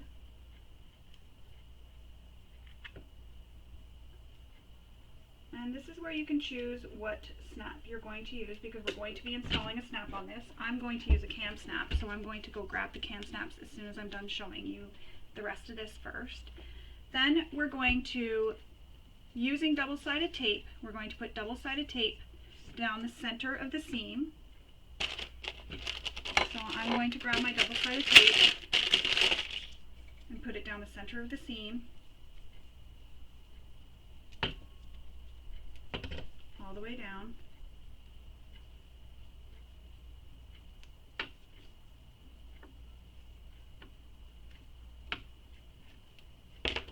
Oops. Remove the backing. That just totally came off, and it wasn't supposed to. Whoopsie daisy. It stuck for part, and then the other part, it didn't stay stuck. That's kind of weird. Alright. Remove the backing, and then you're going to flip the loop so it is like this, and you're going to press it so that that seam is in the center. So I'm going to find where the center is, and I'm just pressing it. You could have made a mark before you, so what I'm going to do is I'm going to do it this way. So press it so you know where your center seam is. Make a mark so you know where the center seam is. Flip it and then take it and you're lining up that seam from when we stitched those two short edges together with that center mark. So it'll look like this. It's folded in half. And we're going to top stitch both these long edges.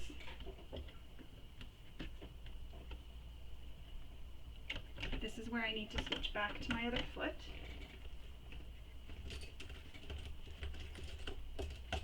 Where is it? So I'm switching back to my other foot and I'm going to top stitch these long sides.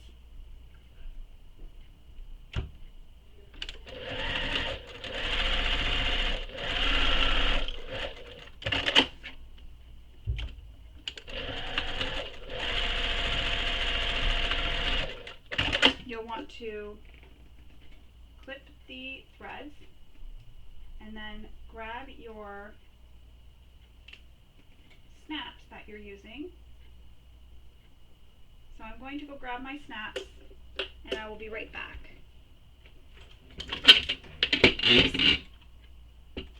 Alright, so we need to make some marks from the end for where we're going to install our snaps. And you install your snaps according to your manufacturer's instructions, and rather than using my big tabletop press, I'm just going to do it this way. So I'm using some little cam snaps. You can use the metal snaps, or you can use these cam snaps, whatever you choose. I'm just going to use these and see if I can find something that matches my fabric. And I think maybe this light pink will be the best, or even this bronze. I have some bronze ones, so I'm going to use these bronze ones. And again, you're installing these according to the manufacturer's instructions.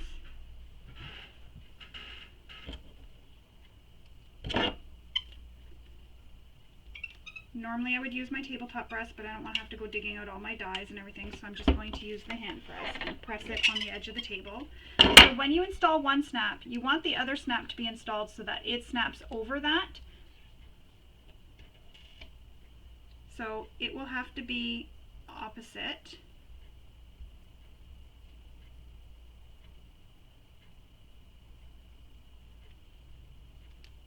Just like that. So that it folds over itself.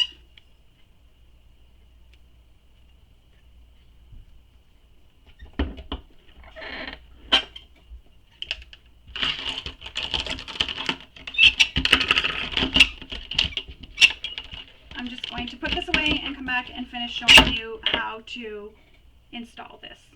Alright, so now that I put that away, I'm going to trim these edges with pinking shears. I had forgotten to do that.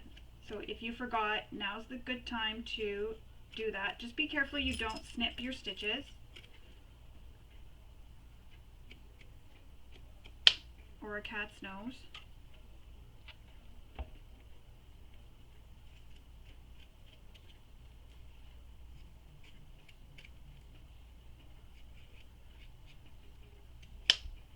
Just like that. And you can also add some fray check, fray stop to the edges, or you can leave them not trimmed with the pinking shears. And if you have edge coat, you can apply some edge coat to the edges. I'm going to go ahead and just apply some small amount of fray stop, just in case, because this vinyl does have that little white backing, and I don't want it to fray while it's being used. She doesn't like smells, that's why she's leaving. So I'm just wiping it off the edges. Alright, so now we need to take this and find the center of one of our handles. So I'm going to open my bag, and you can use metal snaps or cam snaps. It's really your choice. This is your bag. Make it how you want it to be. So I'm going to line up where the rivets are, or well, the top of the bag.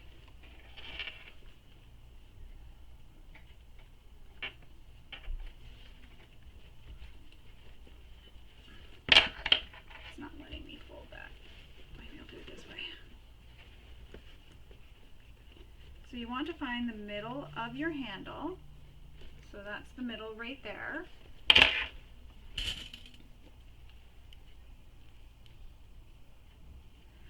And then we are going to place this. And I'm going to place mine so it's under the strap, so when we stitch it on, you don't see any of the stitching. So that's the center. And find out which one you want to be on the top and which side you want to be on the bottom. So I think that's good right there.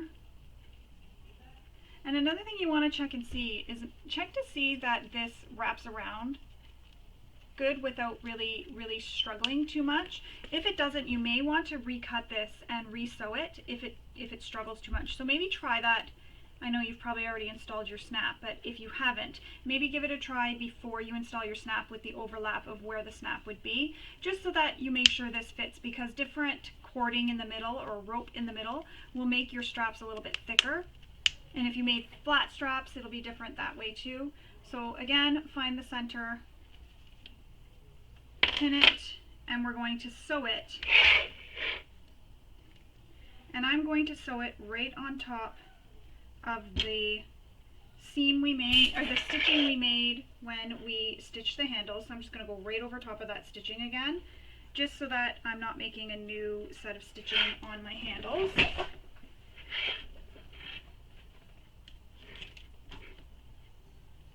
I'm going to pull some long threads.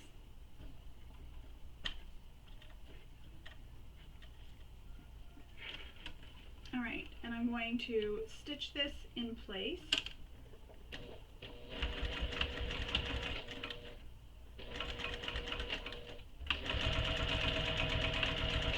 And I'm going to go over it where we stitched, both seams, so twice, just to make sure it's really on there. And don't forget to do the back stitching too. That's very important.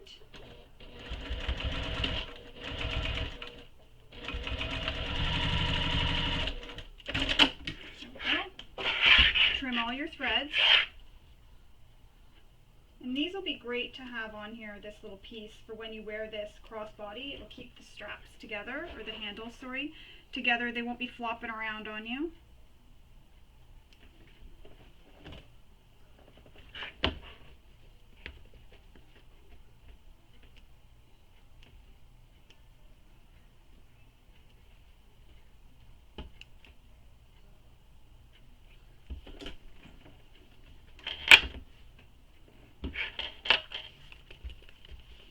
Then you can fold it back over and clip it in place.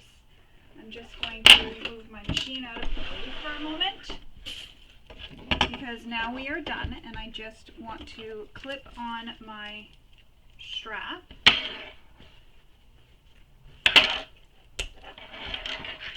So clip on your strap.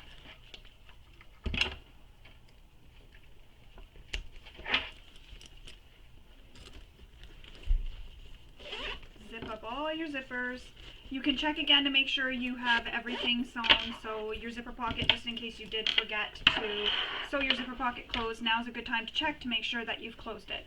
So here is our finished Midnight Moon handbag. Really cute little bag, perfect for an everyday bag. So again, your handles and all your hardware. So it's a little bit different than the large or the tote, as this does not have the H2O sleeve and the tote doesn't have these handles. Really nice little bag. So I hope you enjoyed sewing along with me and maybe picked up some tips and tricks along the way. Don't forget to share your photos of your bag in the KMG Handmade or KMG Bag Makers group on Facebook.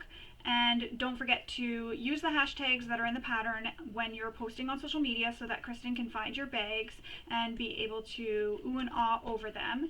And now that you're all done, you can take your bag out and show it off to the world. So again, I hope you enjoyed sewing along with me, and I'm looking forward to seeing all your bags. I hope you all have a wonderful day. Bye.